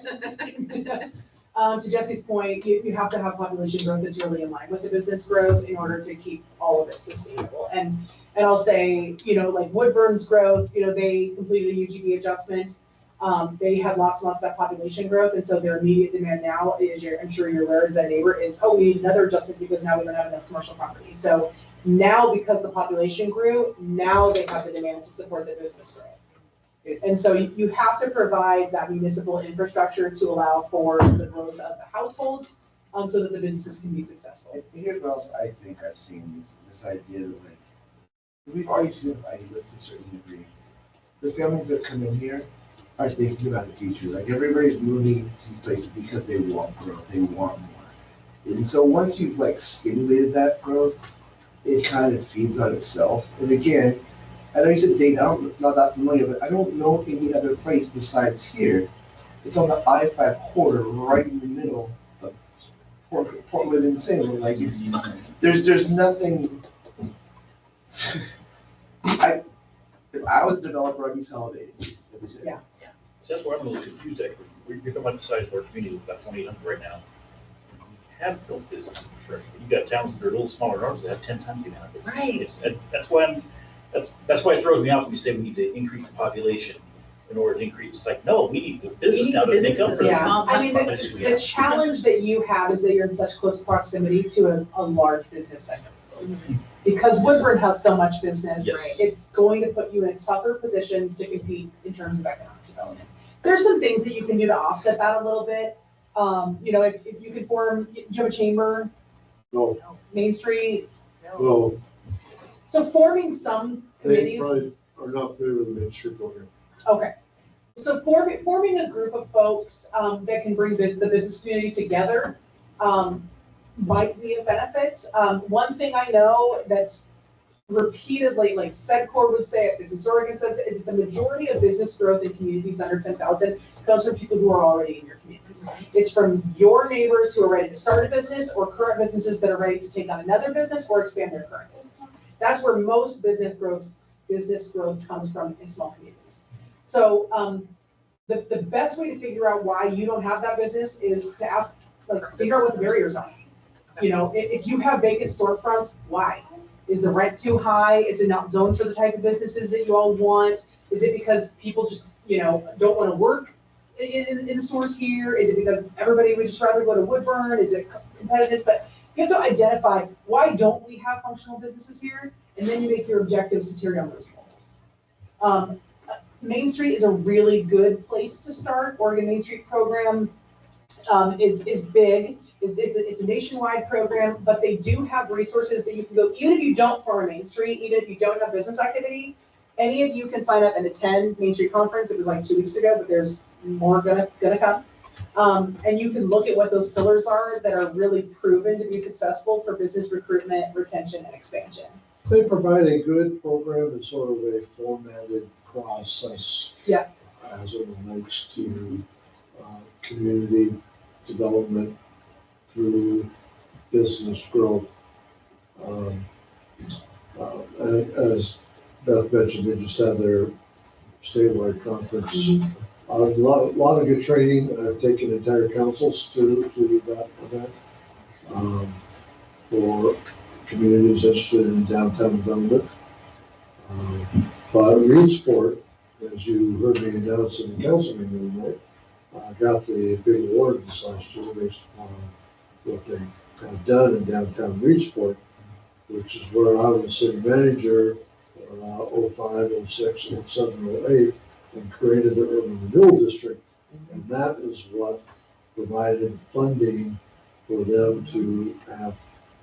But it took, you know, we're talking long-term investment. Urban Renewal I District created takes that a Urban long Renewal time. District in 2006, and here we are in 2025, and they got recognized for the success they've had with about downtown. So. And that's this is typical, just so something you know, that's not slow. 20 years is your target success for those districts. Gresham was the same, it took them to hit their goal.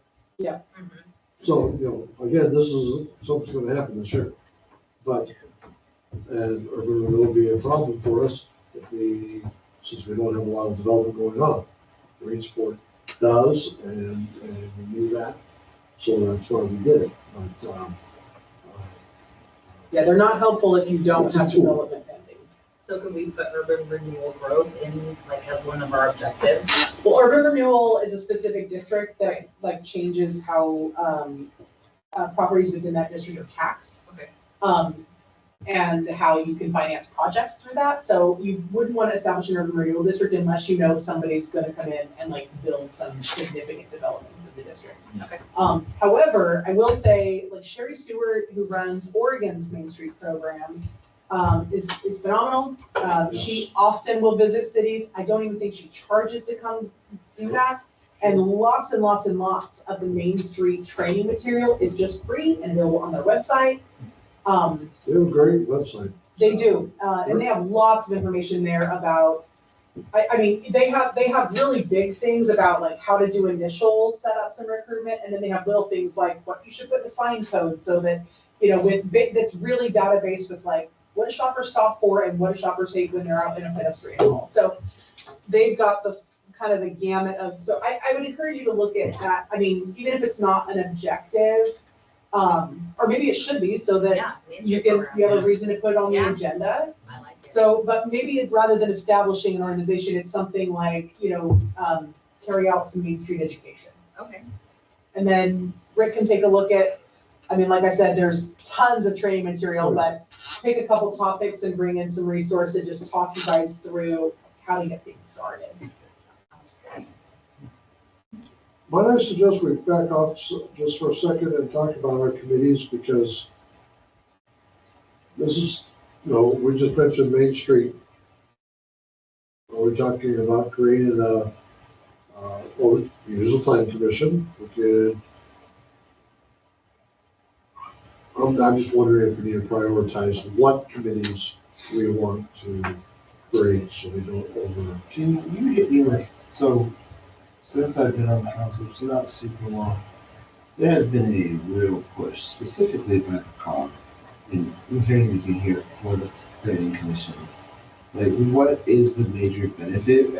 And I guess also my thought process is, who do we, not specifically, but who do we think would serve on it? Because it's like, we're talking about building experience and things like that, but they have to live within city boundaries, correct? Yeah. So I'm really, like, I've heard that thrown around a lot, and I keep on thinking to myself, like, I don't know what the,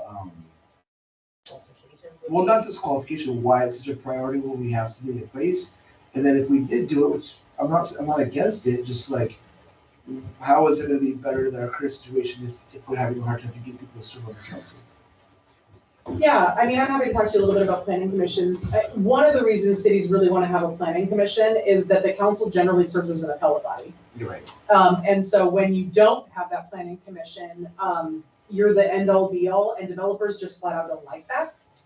And so having, yeah, so having a layered approach where developers know that they're gonna go to this committee, and then if they don't like a decision, that they have another place to go, that can make a difference. If you have somebody looking to come in and build, commercial development, new business, industrial, housing. In 5 seconds, you answered my question. So that's why I didn't understand why it was not, but now I get it. You're welcome. Easy peasy. Okay, I'm happy to talk a little bit more committees. I was planning to do that a little later with community development, Rick, if that's okay? That's fine. All right. So I want to talk a little bit about the UGB. So it sounds like it was a previous objective to do an analysis of UGB change need, and I don't think that was completed. And then it looks like it was a separate objective to actually have an expansion. So what I would say about that is you probably shouldn't identify an objective for an expansion if you don't know the need yet. But if you don't know the need, you should know it. So DLCD has some tools and are actually right now, the governor provided some funding for them to do some technical assistance to help cities figure out the HNA. Do you have an HNA? No. All right, you We should went get an for a HNA. We went for a That's a grant, housing housing needs needs analysis. analysis. We went for a grant that, about 2 months ago and didn't get it. Okay. From DLCD. So there's a handful of these grants, ODOT's grant for TSP development, DLCD's grants for HNA studies. And the evaluators are either me or other folks on my regional solutions team. So one of the benefits of the goal of increasing regional connections is as you have more involvement with folks that sit on my team and they are aware of your leadership, of your goals, of your staff capability, you will be much more likely to get some of those funds. So having this updated goal setting document will be really helpful to say, listen, this is a goal, because one of the things I will say is that when you apply for state funding from an agency, one of the roles of regional solutions is that when they look at applications, they kick things to us coordinators and they ask us just a couple of questions on. Sometimes we have to do full evaluations and rankings. But even when we don't, we're often asked a couple of questions. Does the community actually support this activity? Is staff actually capable of pulling this off if we fund it? And does the council support this enough that it's really going to be successful? So they ask us those things. I wasn't asked about your DLCD application, so it didn't get that far. But as I become aware and my team becomes aware, you're totally good, of what's going on and the capability and the support and all of that good stuff, and it really can improve your chances of getting that funding. I think right now, though, instead of focused on the growth, we're waiting on the numbers for still. Right. The equations, algorithms are still unknown to know what we need to grow to, correct? Well, we need a housing needs analysis. That's why I said the HNA. Tell us the amount of acres that we need to increase our urban growth. But that's probably the buildable lands inventory. That's actually another study. So the buildable lands inventory looks specifically at the land that you have within your city boundaries and how it's zoned and how it can potentially be used. And then they'll tell you, if you do not have sufficient buildable lands intended for housing, that's really good support for needing a UGB adjustment. The housing needs assessment is more focused on your population and whether or not you have the housing for your current population and expected growth. So they're actually a little bit different. One is a little bit more focused on like land use, and one is more focused on like people. Does that make sense? Learn something new. So Okay. should You we need both. technically get both? You need both. Yes. One's a stepping stone to the other, so. Yeah. Say that again? Yes. One's a stepping stone to the other. It is. Fortunately, the state did complete with the statewide ONA, which is essentially a larger overlay of the I can't even say the acronyms anymore, the HNA. And so the ONA is the statewide look at where housing is really needed. And so I don't know what Jervis looks like on that map. 249. We know that from last night. Okay. I'll make a note about the buildable lands inventory then. But having a significant need for housing, again, can improve the chances of getting some of those funds to complete those localized studies. So, You're sounds like. very needy. That's all right, that's all right. Interestingly, that's not a terrible place to be when you're asking for resources. Okay, That's the 30 resources you might get one. If you ask for one, you might get. yeah, ask for 10, like, apply for all of them, yeah, absolutely. Okay, and then, so assuming that the BLI and HNA indicates some need, I'm gonna put, like a UGB, just a UGB study maybe. From the study of grab the. And yeah, Adjustment. yeah, and I mean, we can put a UGB adjustment on it, and that would just be a lower, yeah, again, we're building a ladder, right? So it would just be a different level of need or urgency. There's, in addition to like a UGB expansion, which is the typical route, it takes a while, it's fairly expensive and technical. And you often get some objections from some land use groups. There's also UGB swaps. So like I said, I don't know what your BLI looks like, but if you have land within your UGB that you can't imagine annexing because it's on the other side of a highway, or is there anything like that? We have 6 acres that are in the UGB and none of the subdivisions. 6 acres. Well, you need an expansion anyway then. It doesn't. Yes. That's what we said. We're very Never needy. mind, you are not looking at a swap. Sometimes swaps can be a little bit easier, a little bit cheaper, and tend to garner a little bit less objection. But if you have 6 acres left in your entire UGB, are they annexable? It's farmland, what's the definition of annexable? Oh, it's farmland. Is it in ag use? Yes. How familiar are you with the 1537 provisions? I'm aware of them, but I wouldn't want to interpret them. Okay. We can chat about that a little bit later. I mean, I need to look a little bit more closely at some of your specifics, but we had a bill 1537 that changed some of the process for UGB adjustments. Most cities actually don't qualify for the changes, but it's worth a glance because it can help prevent some of the objections that are really what drive the cost up. So we'll look at that. Okay, so for growth management, we have established a planning committee or commission.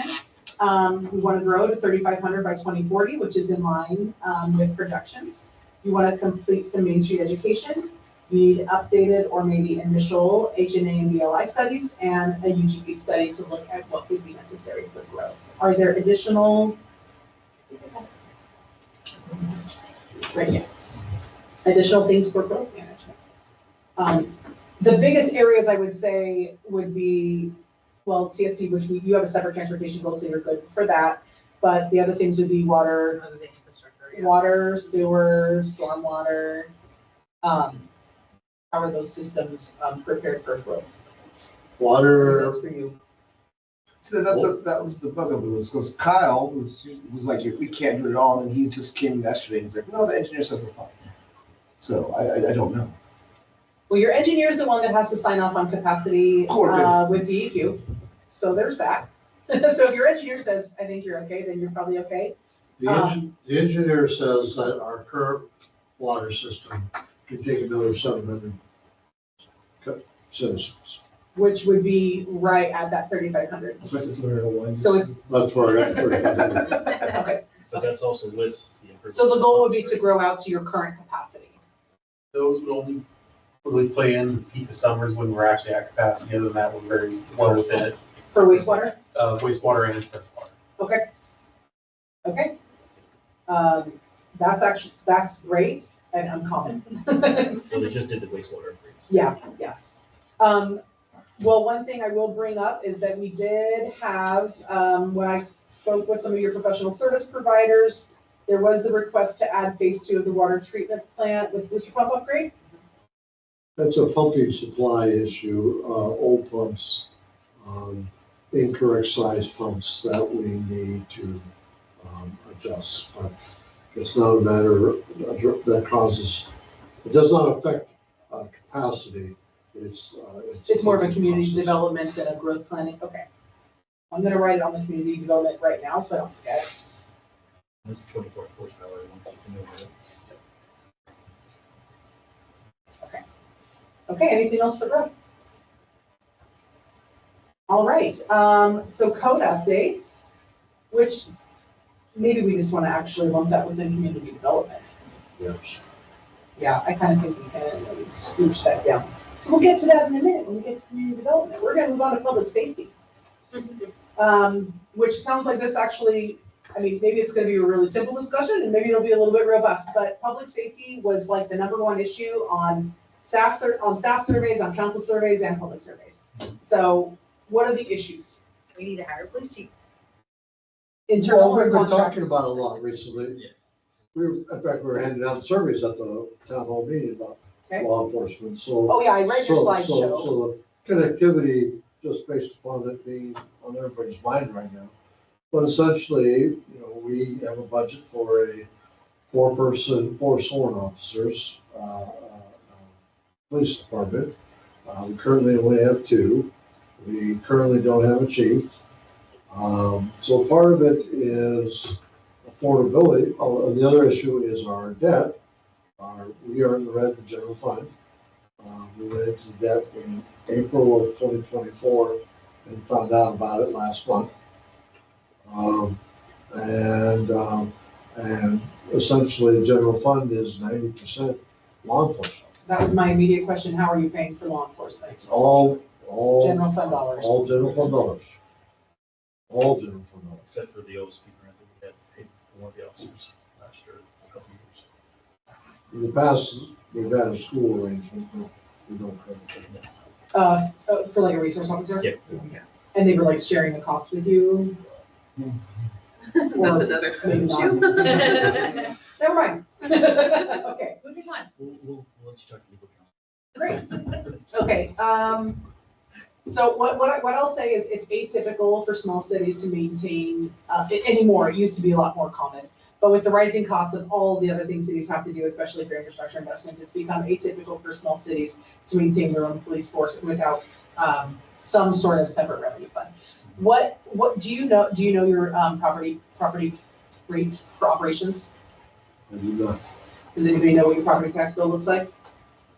Just so you I was like, I just looked at it. I just remember seeing $500 for the school and I was like, So Are you wanting to know what we paid? Like, for the well, I'm rate? wondering how you can afford 4 officers out of your general fund mostly. I think it's 8 point something. Yeah, it's 8? Well, that's why you can afford it. Yeah. Okay, It's outrageously high. that is very high, that's why I you. feel I'm in the money. But don't tell them that. Yeah, that's a very high operational rate, which can be hard on residents, great for y'all. For budgeting at least, that should make it easier for you to get out of the red.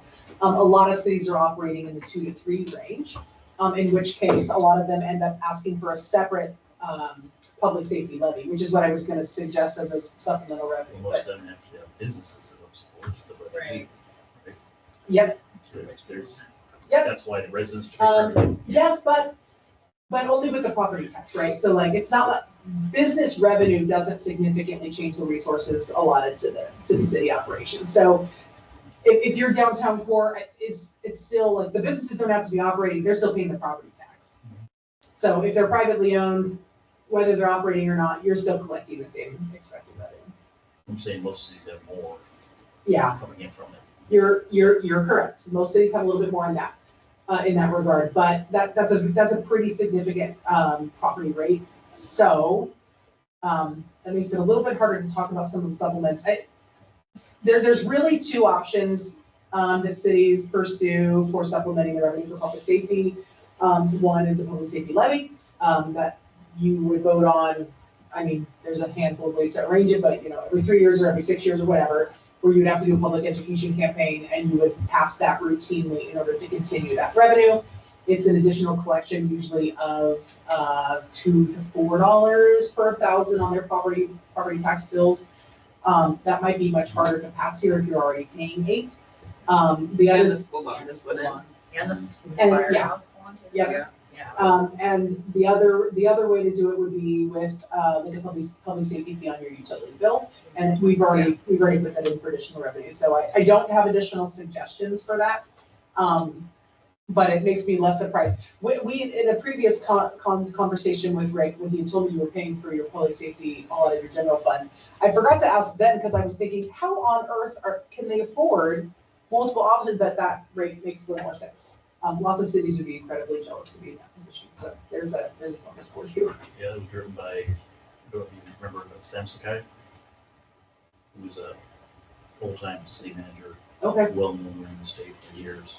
Well, with measures 547 and 50, with all the locks, I mean, most cities were so low when they were locked in, like they all looked about like a 1997 rate. And so for some cities, it's been really, really tough since then. And I'll explain a little. I don't need to probably go into compression, but I'm an economics teacher, so it's really hard for me to like not go too deep. So start like, I don't know, waving at me. But part of the challenge is with those locks, it wasn't just the rates, but the values that were locked. And since then, the value changes were capped at 3% annually, which means that for every single year since 1997, that the CPI adjustment, so inflation, every single year that inflation has exceeded 3%, cities have been shorted. So what they expected at the time, I guess, was that magically, inflation would stay also within 3% in perpetuity. But over the last few years especially, we've seen inflation exceed that, which has made it really hard for cities. Actually, it's not made it hard, it's made it impossible for cities to keep up with expenses. You're probably, if you looked at a public works project estimate, like an engineering estimate from 2017 could be 6 times more now. But you only got 3% more annually collected. And so because of the way those were locked in, again, both on the rate and on the value, it's made it incredibly difficult for cities to keep their heads above water. You're in a better position than most since you were locked in at a significantly higher rate. So it's internal. So you have a recruitment issue. How do your salaries compare to Woodburn? I know we just, Our police salaries, about 15% below. Okay. Which is why Woodburn, or one of the significant reasons why Woodburn's not interested in because they know we can't afford it. Yeah, in the coverage. Yeah. 15%. I assume that's also been a recruitment challenge because that means that officers who are ready to work can make 50% more by applying in Woodburn than they can by applying here. What did you say, 15? 15%. We just give them a 7% bump for the on-call. Well, that would, no, you're Well, talking about they don't get on-call pay for the days that they're scheduled to work for the rest of that 24-hour period. So typically on a monthly paycheck, they get a 7% for 13 or 14 days of the hours that they did not work. and I think we just added that we'd pay 3 or 6% of their purse. I'm sorry, I didn't. Hers bump. We gave them a PERS bump, like that we would pay the. They already got PERS. Yeah. We, the city, instead of a COLA this year, we were doing PERS for 2 of the 4 in the police department because they were union. We were doing PERS for an employee who was hired 3 years ago And since she was doing the finance work, she gave hers to the person we most recently hired. But we weren't paying the 6% hers for the rest of the city. For the other contributions. So the proposal I made to the staff was that instead of a COLA this year, the city's going to change the policy, and we're going to provide the 6% across the board for all employees. And that's what we did. So everybody now has their It has that 6%. contribution city That's pay. up paid for on the city. Now, it doesn't affect me because I'm special. Oh, yes. Because you're a work back, right? Well, they don't call it that in my case, but Well- I'm receiving it, yeah.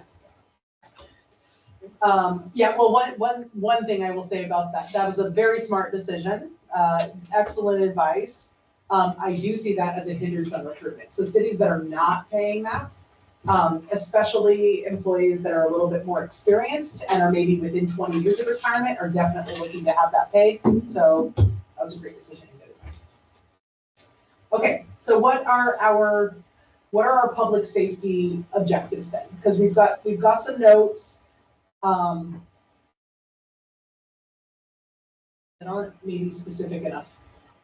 I think the biggest thing is, city ordinance compliance. I think is, Code enforcement. yeah, code enforcement goes along with the safety. Okay. I think that's the biggest thing that we're lacking. Judging by your surveys, I would agree with Right. that assessment. So, is code enforcement currently done entirely by police or Yes. also done? Okay. And is the officer, do you have a single officer assigned to that? Okay, so being short-staffed is just creating its Oh, I own. just had something stupid to add. It's been mentioned in the past multiple times through multiple different, either city managers, police chiefs, making a public works person or several public works people able to enforce ordinances and make one of us an ordinance officer. But it never seems to go past that. And if that would help towards code enforcement, I know the guys would be more than on board with that. And has capacity? You have capacity for that? Yeah, we our time around town, it would be I think fully easy. staffed, Yeah. except Well, I for, just mean within their own like time management. Right. Yes, Yeah. yeah. It'd be something we can do just around town with our daily maintenance that we do around the city.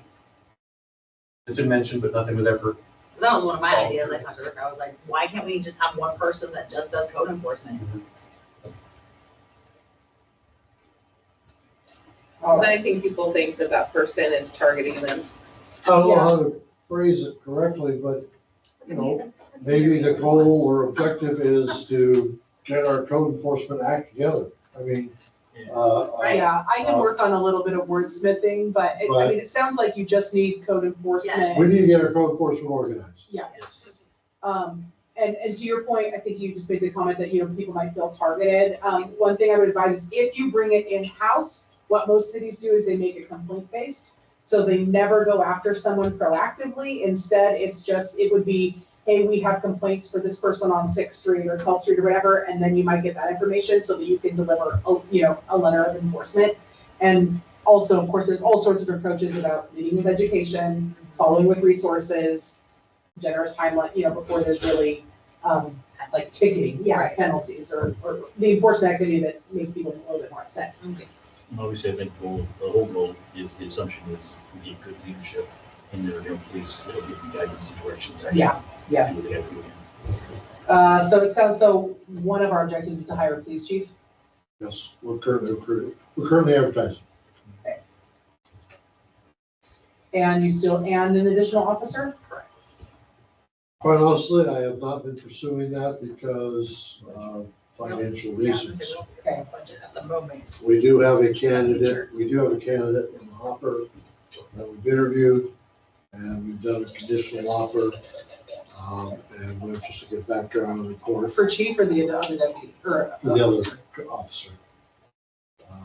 But I would hedge my bets that we're gonna have a background problem. Okay. While the national public safety recommendation is a higher ratio, as far as comparing, cities in Oregon, 4 is generous coverage for a community of this size. So I think you're probably not functionally harmed if you have 3 instead of 4, or like a chief and 2 officers. Especially if your public works team has some capacity to help with code enforcement. That, most of that can be worked out, with some internal management shift, so. Yeah, I think if you look at history, we had 3 officers for many years. But we had 3, then when we had the ORS grant go through, that's when we got the 4th one. So everybody's used to having 4 officers now, but we really had 3. You know, What, so was the grant, so so personnel was hired based on a grant? whenever I'm talking to the previous chief, that was the whole reason they went out to get the grants, they could get the money for another officer to be able to have another resource to be able to get a program down and help out. Okay. But they didn't, Historically, we they had didn't 3 have officers, another- we had 1 chief and 3 officers do you know when that was? before the previous council. So like, We also have within our police department a full-time administrative assistant. Yes. this is a 2018. And is that position filled? 17, 18, something That, I mean, depending on capacity and capability and skill of that individual, but that might be a spot for code enforcement too. If the administrative assistant duties don't absorb all the time, but, I'll come up with a couple, I'll wordsmith this a little bit and come up with a couple points about just looking at options and figuring it out, because it sounds like right now it's just absent. Yes. And it's also something that was noted, needed, again, across survey areas, so, okay. Crystal doing code enforcement? I don't know the staff, that's why I said it can be a good fit, you know, for that type, but it might not, so, trust your administrative staff to look at that. Okay, and then create a public safety committee. I will say that typically public safety committees, work on very specific, education campaigns or, funding campaigns. So, not that I would advise you not to form one, if you feel like, that's a need. If we had talked about this and determined that you really needed a levy in order to pay your officers, I would have said, you need a public safety committee because they actually have to run campaigning. Your city manager, for example, can't take on a campaign. There's all sorts of rules with that. But since it sounds like you intend to maintain internal funding, unless I'm missing something there, I would probably not, it's up to you, these are your objectives, you have to own them, but I don't really know what they would work on. Was this an idea? Yeah. Toss it. Yeah, absolutely. It's okay. Okay, and then there's a couple separate notes that say, you know, community involvement, and so I don't know if that was like in terms of participating on committees or if it was just needing more communication. You know, there's a few things you can do, like in your newsletter, for example. I know you're working a little bit on developing those communication tools.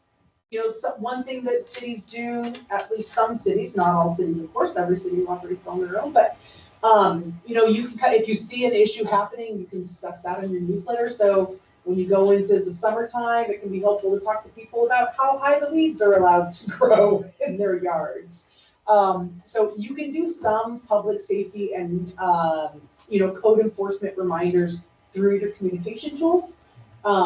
And then another thing is to just try to create, resource availability. If you, like, do you do an annual cleanup? Yes. Yes. Okay, that's great, and we should include that on here as an ongoing activity. Will you tell me a little bit about how that works? Allied Waste, is that their name still? Well, I've never done it. Yeah, anyways, Woodburn Allied Waste, they donate the containers, they come in, and we usually get 3 containers. We One- advertise it too. Yeah, we have to Okay. get it for metal, dirt debris, everything else, and we have the entire city come through basically, a Great, few times. okay. One Yeah. day What time of year is that? April. It's in April. It's a month, sorry. Yep. So like Like spring. Earth Day. Oh, no, April is the answer I was looking for. That's great. Yeah, it's like Yeah, Earth we Day. got a big Yeah. open area over there that's been Yeah, the Typically around spring- like, years, the- spring cleaning. it's like the 20th, so like Earth Days, Yeah. the 28th. Yeah, okay. 25th. That totally makes sense. There's a couple other things, they're not that they're super common, but there's some things that I added in Dayton was like before our cleanup day. We did like 3 weeks before the cleanup day, we had a community-wide garage sale and we just told everybody, hey, it's garage sale weekend, and we tried really hard to get people so that Some people hold on to their stuff because they think it has value that they are going to realize. So if you give them and coordinate opportunities for them to get that value, and then they still don't, they can get a little readier to drop it off. So we did a community-wide garage sale for the weekend, like, 3 weekends before the cleanup, and then the 2 weekends before the cleanup, we did a free community swap. We rented a tent, and people brought the stuff that was like functional, but they still had value. If you didn't sell at the garage sale, but it's good stuff, you brought it, and everybody just got the shop for the free stuff, and things came and went constantly. Staff hated it. Like, I had to man it an awful lot, because some people would just like, well, yeah, and the worst would be like construction debris. A couple of times we had some bad actors that would show up and like dump a bunch of windows, and then there's broken glass in the kids' toy We area. had a lessons learned this year from our citywide cleanup, so we understand. Yeah, so there can be some things, it's helpful if you can hold, the swap is successful, but it's helpful to have it somewhere that's supervised in some way, whether that's, inside so people are coming in and there's a volunteer, or whether it's, everybody knows there's security cameras pointing at this. Whatever that looks like for you, but there are some things you can do like that can really encourage people to clean up their properties, which again helps with code enforcement down the road. Since most I know there's additional code enforcement with barking dogs and noise and other noxious things, but a lot of code enforcement typically is junk. I don't know if that's necessarily true in Jervis, but for most cities, it's a lot of junk complaints. So the more opportunity you can provide for people to engage in that cleanup, the better it tends to be. Yeah, I was gonna exactly. say, you mentioned garage sale, and we did have quite a few people this last year ask for a community garage sale, so that would be. We did one a couple of years ago. Yeah, it's been a We while, had a map but and all that, yeah. That's what I was gonna say. It's something that's really not laborious at all. No. I mean, you're literally like, who wants to sign up? Here's a list of addresses. Yeah. You put a bunch of stars on the map and you're done. Yeah, You just Jill- make that available and you don't have to do any other Shante Plan has facilitation. that, every year she had a garage Yeah. sale, citywide garage sale. I came in at the before. tail end of that, yeah. Yeah, Yeah. before we did the cleanup, so Mhm. that's exactly what's Yeah. happening. And yeah, so we did that and then we added the swap. And like I said, the swap was something You know, so- that, yeah, We go down. they're Yeah. great if you can have it supervised. We do it for, the progressive team does it for Halloween. Actually, Oh, we're gonna do it Saturday, tomorrow. Tomorrow. Yeah, like I said, the more opportunities people have to attempt to realize like value and use, Yeah. the more likely they are to release it at the cleanup, if that hasn't. The back of my truck is full of costumes. I almost forgot, because I had to meet Keegan too, and I was like, oh man, I gotta plan my day, I gotta come out here, and go get key, I gotta, it's like a branch. Okay, No way. there was some note about parking issues within your community surveys. That's a huge issue. Okay, It's hard because we have a lot of ag workers. Okay. And we have one bus, and it goes, you have to get on at the one, maybe 2 stops, we only have 1 stop. One stop by the post office. So you gotta, no matter where you're at, you're gonna have to walk into the middle of town to Yeah. catch that one bus, and it only goes to 99, and it only goes left or right, and that's it. that's it. It doesn't, we don't have a bus that goes this way to the Outlet Mall, which would be very nice. No, in the parking, you got, what demographics we have, Right, we literally have 4 to 5 vehicles per household in the city. correct. And so that's huge. And then the fire department went through and started having the issues with the, not being able to get trucks through the street. So we had to go to one-sided streets now for most of the lots that have Because of street parking. width. Mhm. And it just, needless to say, people are not happy about it. Yeah. And you have multiple vehicles parked on the grass now. 6 vehicles to a house, moving the grass, it's crazy. And your streets are not wide enough to have parking strips on both sides and still have possible traffic. Okay. Correct. Not Most of so- our streets are 14 foot wide paved, and we just did, that new process in turning a house into a duplex. And neighbors came in to Already complaining about parking. provide a written testimony in opposition to it based upon the fact that there was not more curb. And now we have twice as many cars than, We don't have any park and ride systems, we don't have any. I mean, the city just went through, a couple years ago, finally marked the corners, painted them yellow, but people still park right up to the corner. Okay. That Parking is didn't an block issue. my mailbox. That's- Yeah, parking's a big issue. Okay, well, that gives us an objective. So if people are parking on parking prohibited areas and feeling empowered to do that, that's something where you can do an education campaign and then an enforcement campaign. But I don't think they're parking where it's illegal, No, Oh, okay. unless it's They illegal are. to park in their front yard. I think it's both. Well, if they're though. blocking mailboxes and parking up to the Yes. corner when it's painted. That's true. I think it's both though. It's, even if we had every follow the code, there's still this complaint that we don't have parking for the people who do live here. And with my understanding from what you explained to us last night, this might just be the beginning of this problem, because if people start selling lots and splitting them in half, right, we're just gonna exacerbate it. especially that more. That's our only mode of transportation right here. You can't Okay. walk to a grocery store. I don't have. We don't have I one. don't have it in front of you, but I think there is some, but you're not allowed to park on the grass. Yes, yeah, you can't park. And in I front know of that it. one from Because of the experience. I was gonna waterway. say, that's But very typical. yeah, People still do though, and like the code is you have to get it approved from the city to expand your driveway. Mhm. And my understanding of it when we were trying to do ours is that if you bought the house with them already previously expanding your driveway, it didn't count. You had to get it reapproved. Even though someone had already expanded the driveway. And then you cannot expand your driveway in front of your front window, which there's several people that have because they were told, oh, if you pave it or if you put Yeah. gravel down, it's fine.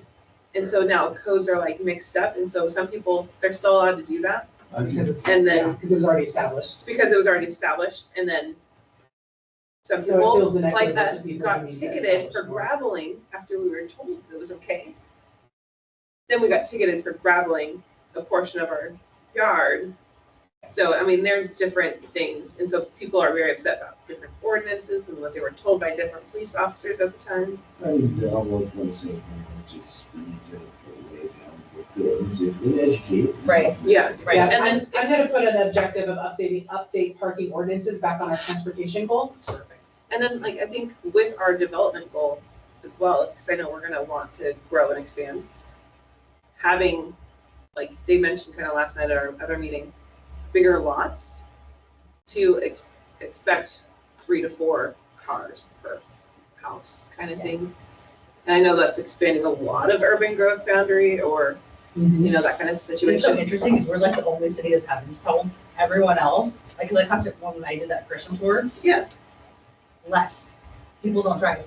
People ride the Macs, people ride the Yes. bikes, people, the younger That's an generation urban rural doesn't even want division. cars. They look at cars as a responsibility. They Yeah. don't look at it as freedom, they look at it as an extra cost. They just don't even wanna drive. Yeah. So we're kind of different. We're having a problem where everyone else is having the opposite. There's problem. the infrastructure in the urban areas that make it that. Yeah, that's what possible. It's an urban rural division. Parking is a much bigger issue and challenge, both in code development, and in housing development, in rural areas, as opposed to urban areas where there's more transportation available, more public bus routes, even things like more, Ubers and Lyft options, which, Just grocery store you can walk to next. Right, door. things that you Right.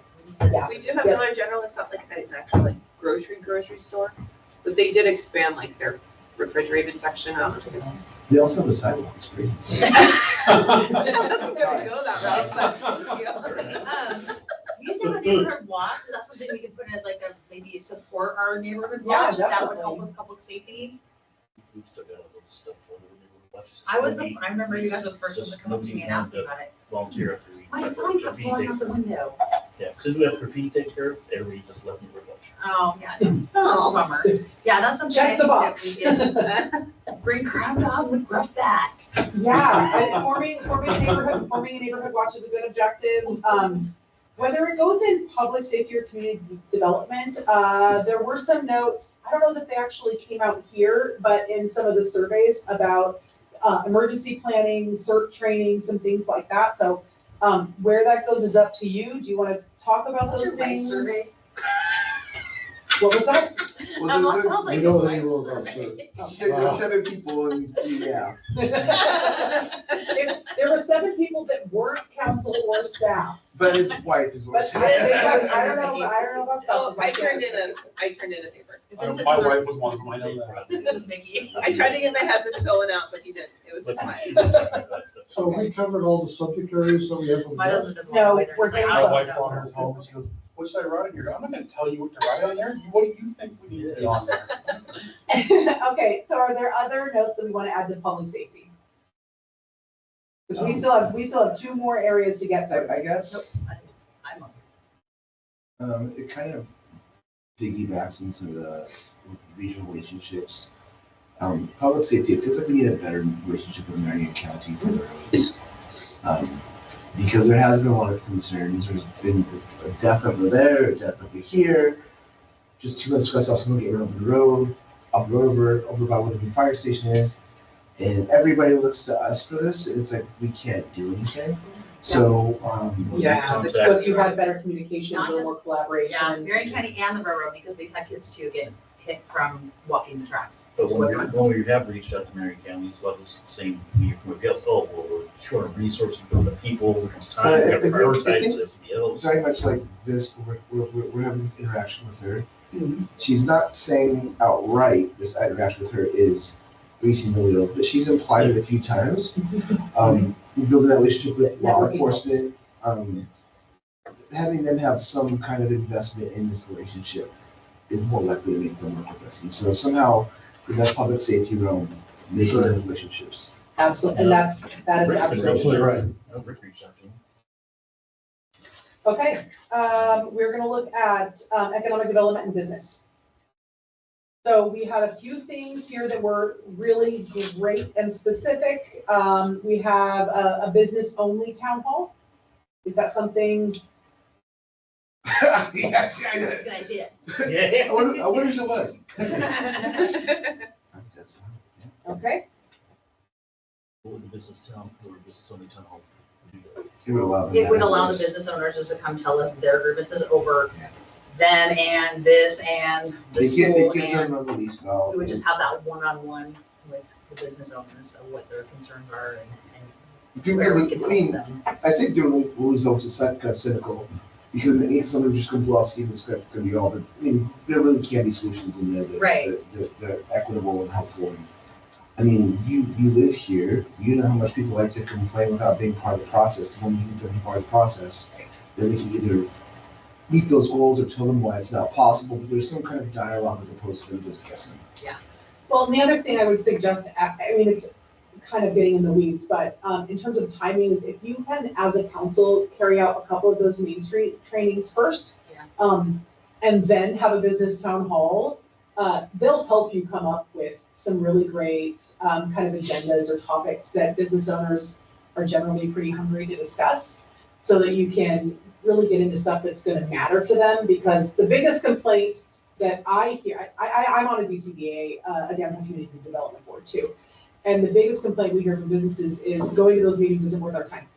So you have to make sure that it is something, worth their time. Oh my gosh, yeah. Okay, Oh, I'm just impressed by your tax rate. All right, Don't we got you. yeah, well, Can you not talk about that once before? Okay, it's fine.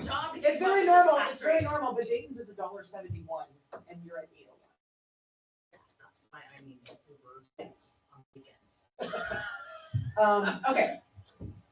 So I think if you can get through, Rick, this is sort of for you, but we were talking a little bit about how if they do a couple of trainings with, from the Main Street content, that it would help inform how to well plan a business oriented town hall. Yeah. Okay, and then we have, more corporate funding for projects. So are you talking about engaging direct with businesses and getting them to buy in to what the community needs? Yes. Okay. Is that a reality? Woodburn has realized it quite a bit No, but specifically with Amazon, with that. with Amazon.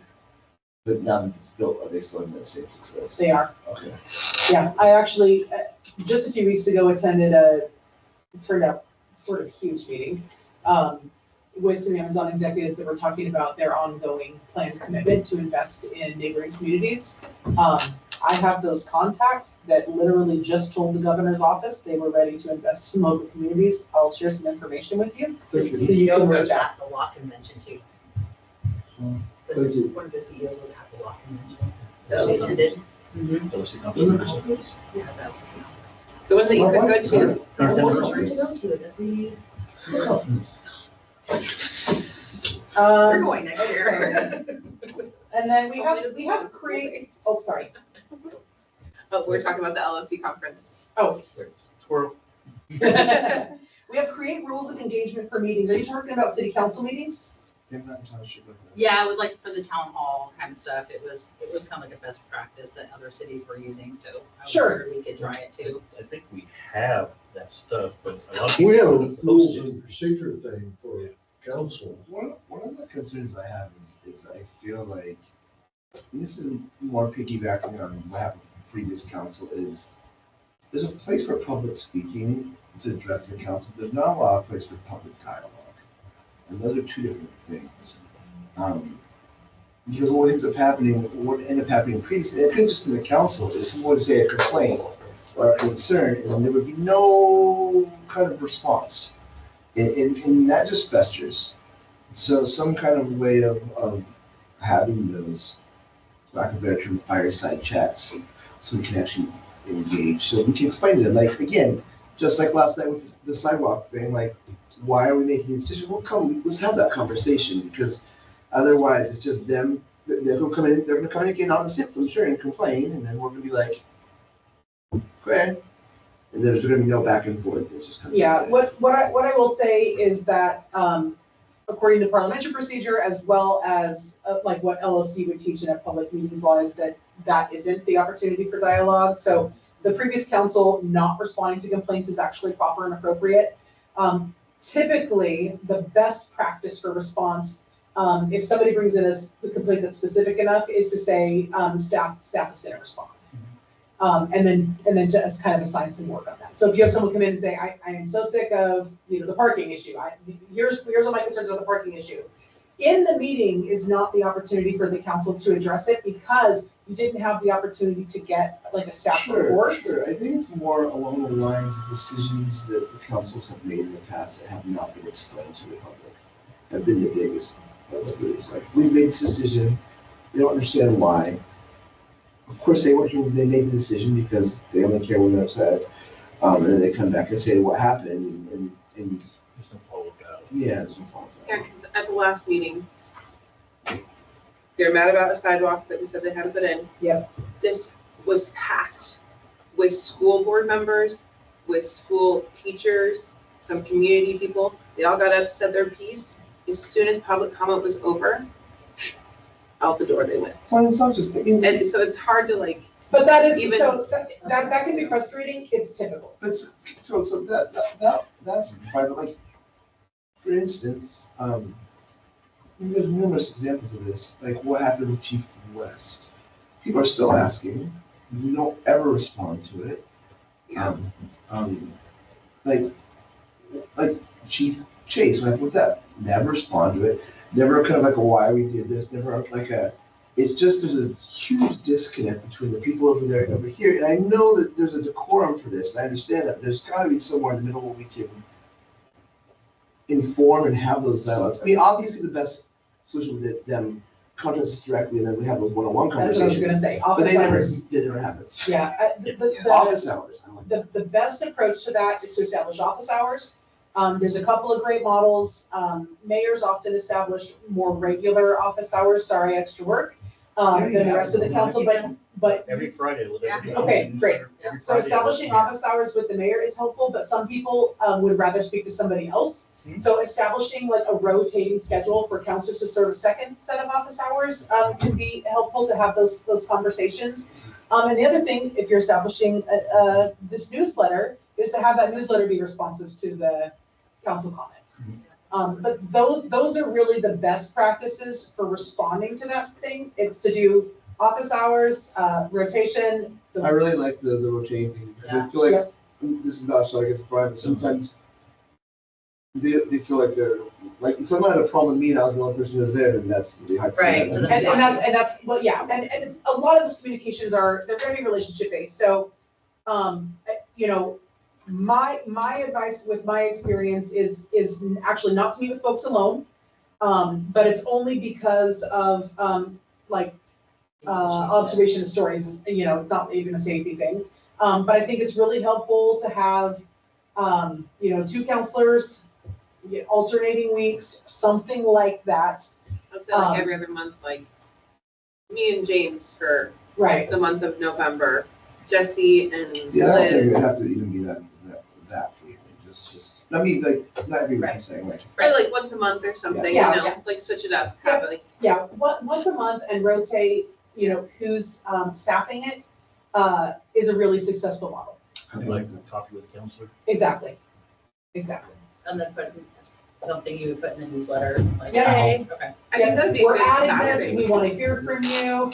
I would really, really, really encourage you, to provide a snack of some sort.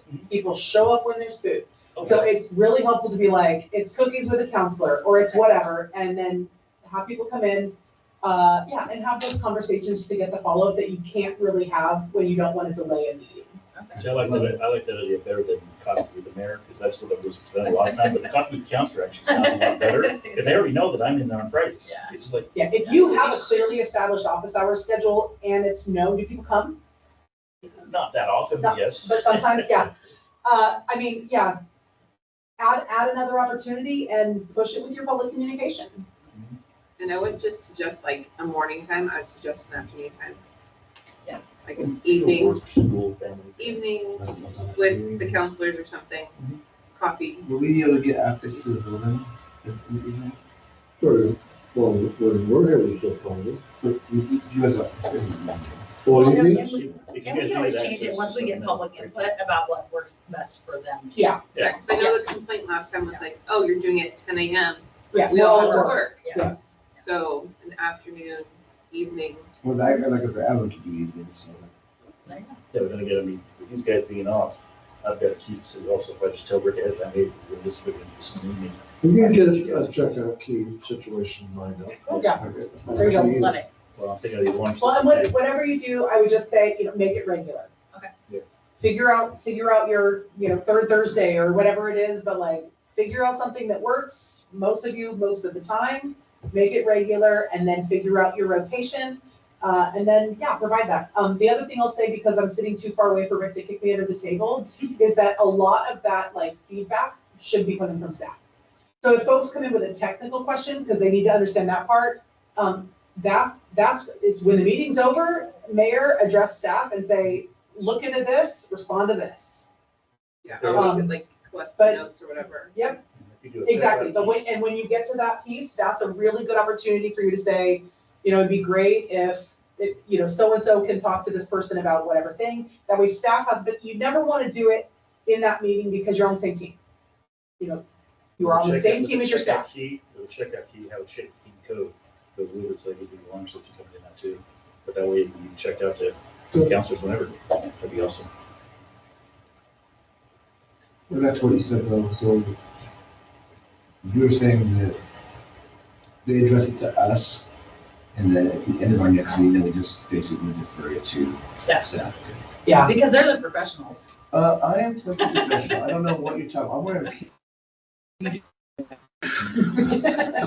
Yeah, I mean, there's going to be something, if someone comes in and says, hey, I have an issue, like, this is just my advice as a former mayor, okay? If somebody came in upset and they asked a question that I could answer simply, then I answered it. Right, But a lot of public comment isn't simple. right. And so if it's something that's going to need to be like, oh, why didn't that bathroom get unlocked in time? Why isn't this being enforced? What is it like? At that point, it's an operations issue, so it's not for council. So at that point, you assign it to staff and let staff do their job. And then he can't get them to the table, I'm too far away, and then hold them accountable for it, right? So if they come back with staff never followed up, then you can say, hey, this is an area where we need some work. But he's gonna retire, so you know, he's not gonna complain. Not in the real world, but in my world, I wish that when people came up and did a public comment, no matter what the subject is, that the first thing stated is, well, have you talked to staff about that? Absolutely. Well, no. Did you ask the So- city So hall? they come to a meeting, talk to the council, but they haven't given staff a shot at it. I guess I still find that almost offending. The request I had for you about the thing over here with the thing, like, I asked you, like, yeah, I got it, take the sidewalk, or, yeah, pass it to you, I love that, that's a great answer. State your name. Yeah, the only Not thing, my the skill. only thing that I would, the only thing I'd encourage you to shift is instead of making a question, make it a directive. So don't ask, did you talk to staff about that? Immediately say, please call staff about that. And then when you're done with the meeting, talk to staff about what you think the appropriate response and time. It's almost like you've done this before. Yeah. I was the president of the Oregon Mayors Association during COVID. Okay. So it was my job to go between all 241 cities and the state government. That sounds lovely. So I'm really good at de-escalation. You know, this. Okay, then we have business growth, and then you have some specific recruitments. Coffee shop and gas station are both on your lists. What kind of objective would you want to put in for business growth? I think we have a little bit of foundation. We're gonna do some Main Street education. We're gonna do a town hall with some business owners. Like I said before, most of your business opportunities are going to come from your current residents. And they're going to be either expansions or new additions for current business owners or current residents who are looking to start a business. For most small communities, that's 70 to 80% of your business activity. Are there some other business growth ideas that you have about getting people started? Can the city do the coffee shop? I know cities can own businesses. Technically, cities can own businesses. I think if we can't bring in investors, why can't we look at that option? It's just an idea. My concern when you say that is if you ask what the hiccup was for businesses, my first thought when anybody said this to me is the businesses here have not been lucrative. They've probably been in the red. So asking the city to open a coffee shop that we don't know will be successful could put us in some really, really hot water. Politically, it could. Politically, I also mean, financially. yeah, economically, politically, if you open, it's high risk. That's why I kind of made a face where it's like, yes, it's technically allowable. I wouldn't advise it. If you have specific businesses you really want to recruit for, what I would do is try to figure out who your regional commercial real estate experts are and tell them this is what we want. I think I keep on going back to this because I just know what's happening. With OISA partnering with Woodburn School District and building a field behind Ballard, are you aware of this? Vaguely. Ballard Heritage are building 2 to 4 to 6 fields and hosting all the regional tournaments there. Let's put a gas station right there at the end of town. Would business, I also think we need to probably possibly hospitality, but I don't know for sure. That's the reason I brought the gas station, because that's what a lot of residents have been. But So specifically. that was my very next one, was to talk, so do you know if you've had any inquiries from gas station I'm operators? not aware of any. You know, for the past 20 years, when it's been brought up, a lot of people that were up here were like, we don't have property for this, we don't have property for that. I don't know what the reality really is on that right now. Do you have commercial zone property or? Well, the dead end by the checkerboard tavern, you have a little bit of. Either like What's this it, or- is it vacant and, No, I'm The saying. first 6 acres is this way. okay, That's it's not in your. Well, that's, annexation. I didn't even know that. I'm just saying, I think that's where the money's gonna come. That's what people Yeah. want to do. The 6 Towards acres is our Woodburn. urban. Towards So it Woodburn. sounds like we would need a rezone for commercial as a objective. Well, the 6 acre that's in the Well, you did a zoning UGB study that. is Yes, right there. thank you. Yeah, that's where Jesse was wanting to put the gas station. I just, again, Woodbridge going towards us, we want to go towards them. That's Okay, just, let me clarify, you guys are talking about over here off of 99, I believe he's talking over here off of Butteville and Worthing. No, yeah, that's what I'm saying. Right? Beautiful. He said, where the tavern is, that's off 99. Yeah, okay, I thought you were talking about. But he's saying. I was asking about current available commercial. Yeah, zoning. yeah, that one's Yeah. 99, yeah. Current, Okay, so it sounds like we need a zoning study. So we can take a look at, and some of that, by the way, would come in when you looked at things like an HNA, you would see, oh, this part isn't housing because this is commercial. Then you can kind of identify where things like that can go. Okay, Sorry, real quick. Yeah. The study, like, I should have asked this a long time ago. Like, the studies you're talking about, what's the timeline on those? oh, they vary, and it depends if you're doing it in-house or with a consultant. Lots of these are things, I shouldn't say lots, some of these are things that your staff can complete when they have time and they're able. Some of them, you're on like the DLCD or the ODOT timeline, depending on which study we're looking at, where they can take a little bit longer A little and be longer, more costly. a little bit longer as I'm used to. Months. Give me- 6 to 18 months, depending That's on the what- study. I was wondering if it's years versus months. Yeah, 6 to 18 months, depending on the study type. Does that sound about right for your experience? Another reason I brought up the gas station was, we, as a city, would be allowed to add a gas tax to it too, right? You can. So just think of other Right. opportunities. Yeah. You can. Well, the coffee shops, just for awareness, over 20 years now, that I know of, we've had a lot of residents who went out and actually bought trailers. You know, you'll see them in some of the houses out Yeah. in the parking lot, people bought trailers so they could try to open a coffee shop or something like that here in town. It never worked out because they never had the business come through or wanted to. So us trying to do something into like a little Yeah. building over here, it's the cost, again, it's, they're gonna be in the red, they don't want to do it. We got a lot of teachers coming from out of town. And we now with the new Amazon too, and everybody coming driving through. But here's the thing, so I was a barista for like 6 years. Like, coffee shops, what are you talking like a local colloquial one? Like, those aren't really a thing, but everyone wants to go to Dutch Brothers and get like a, I don't know, I can't explain to you why they want to buy the $9 drink. They want the $9 drink, they don't want, That's what my kids want. They want the $3.50. they don't want the $3.50 or $5, don't know. Have you seen the new coffee shop in Mount Angel? Yeah, but that's, I think Mount Angel like has this kind of touristy kind of like local business vibe that we don't currently have yet. One day I hope we get there, but I don't think it starts at the coffee shop. I think the coffee shop comes later. Yeah, I think if we get through some of those educational modules with Main Street, it'll really inform some of these conversations and processes down the road. Which might mean that like next year, when you go to update your goals list, you might be in a better position to go, I know this strategy now. This is my new objective, so that we can make sure that we can grab a hold of whichever targets you have at that point.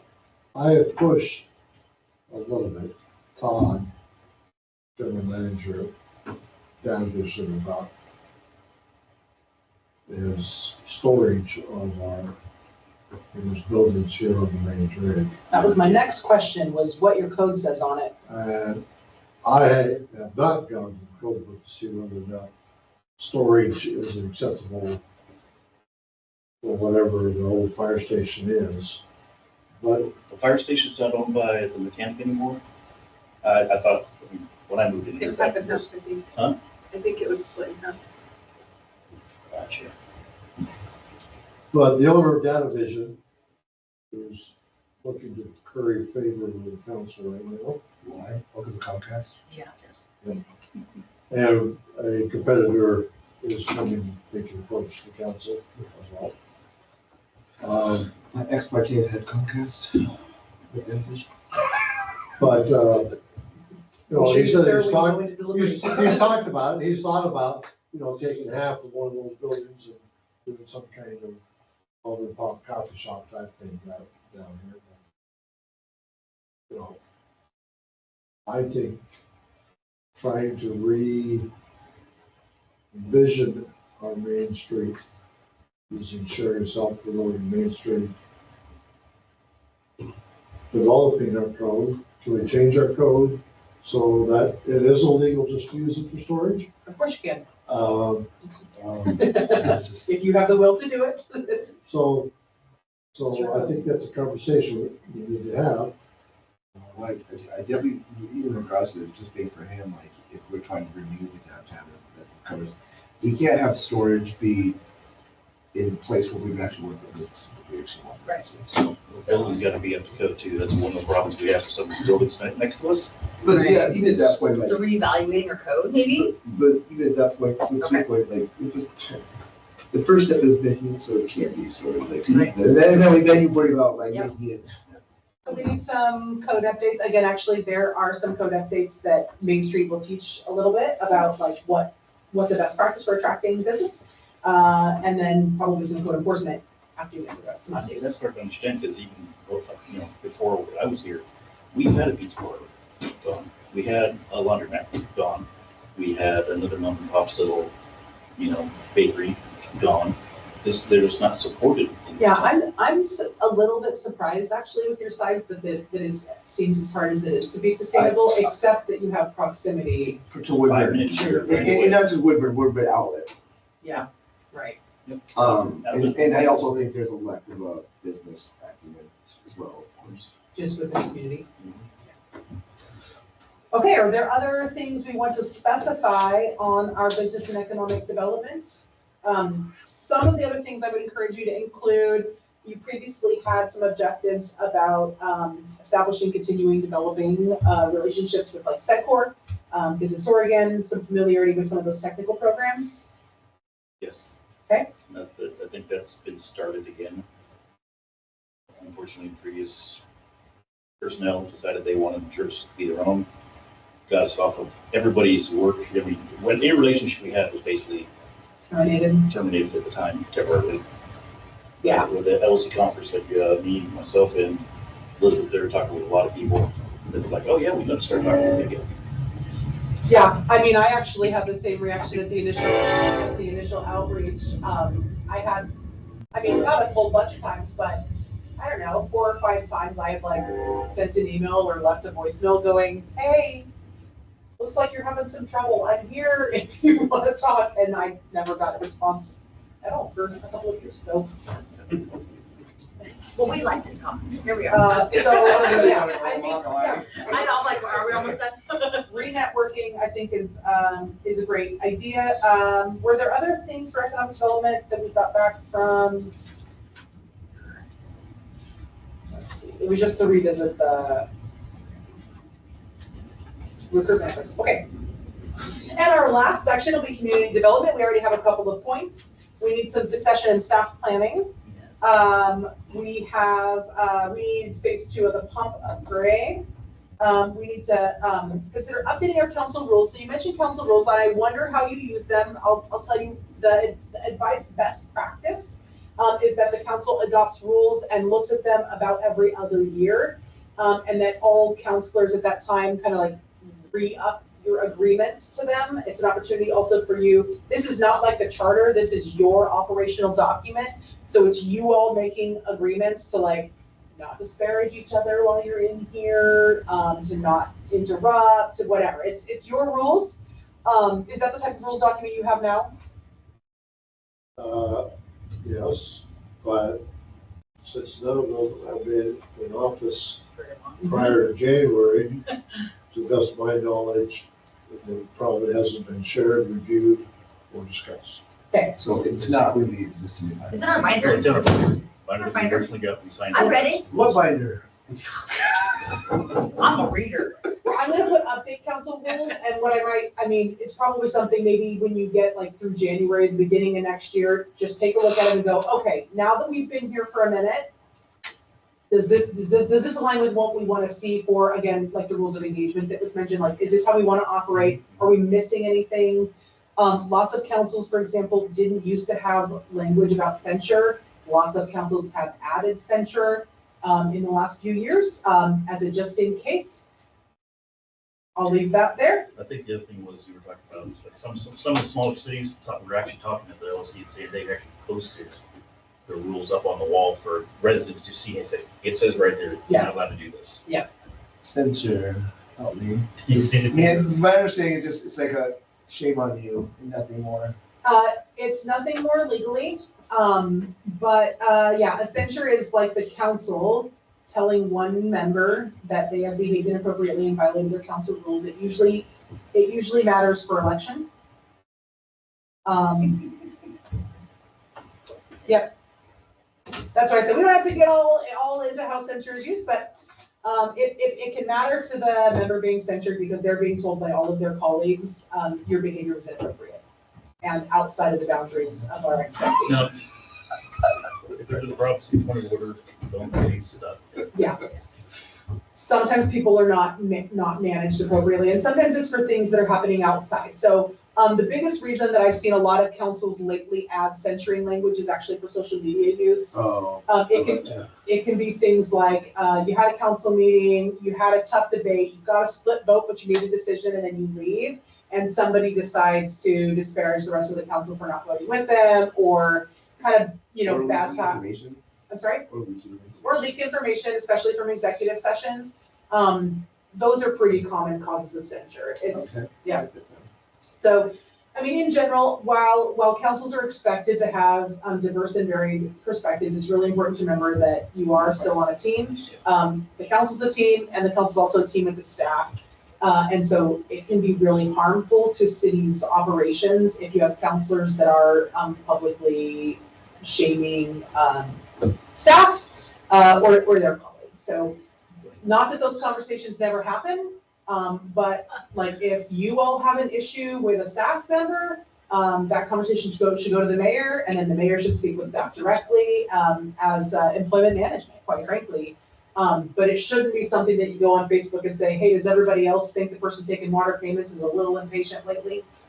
We aren't city councilors saying that, right? So anyway, you don't have to add censure if it's not there, but just so you know, that's how I've most commonly seen it used lately, has been those two things. I only have beef with one council member, she's already And you also Sorry. don't want to, you also Yeah. don't want anybody on the dais or on the council, in the public meeting, confronting someone and being, oh, man. Absolutely. Well, Still just- and that's part of why I made the response earlier that, like, I know it can be really hard when someone comes in with testimony to not have a response, but you just don't, because you don't want to get into a tit for tat. You don't want to get into a power struggle. You want to thank them for their comments.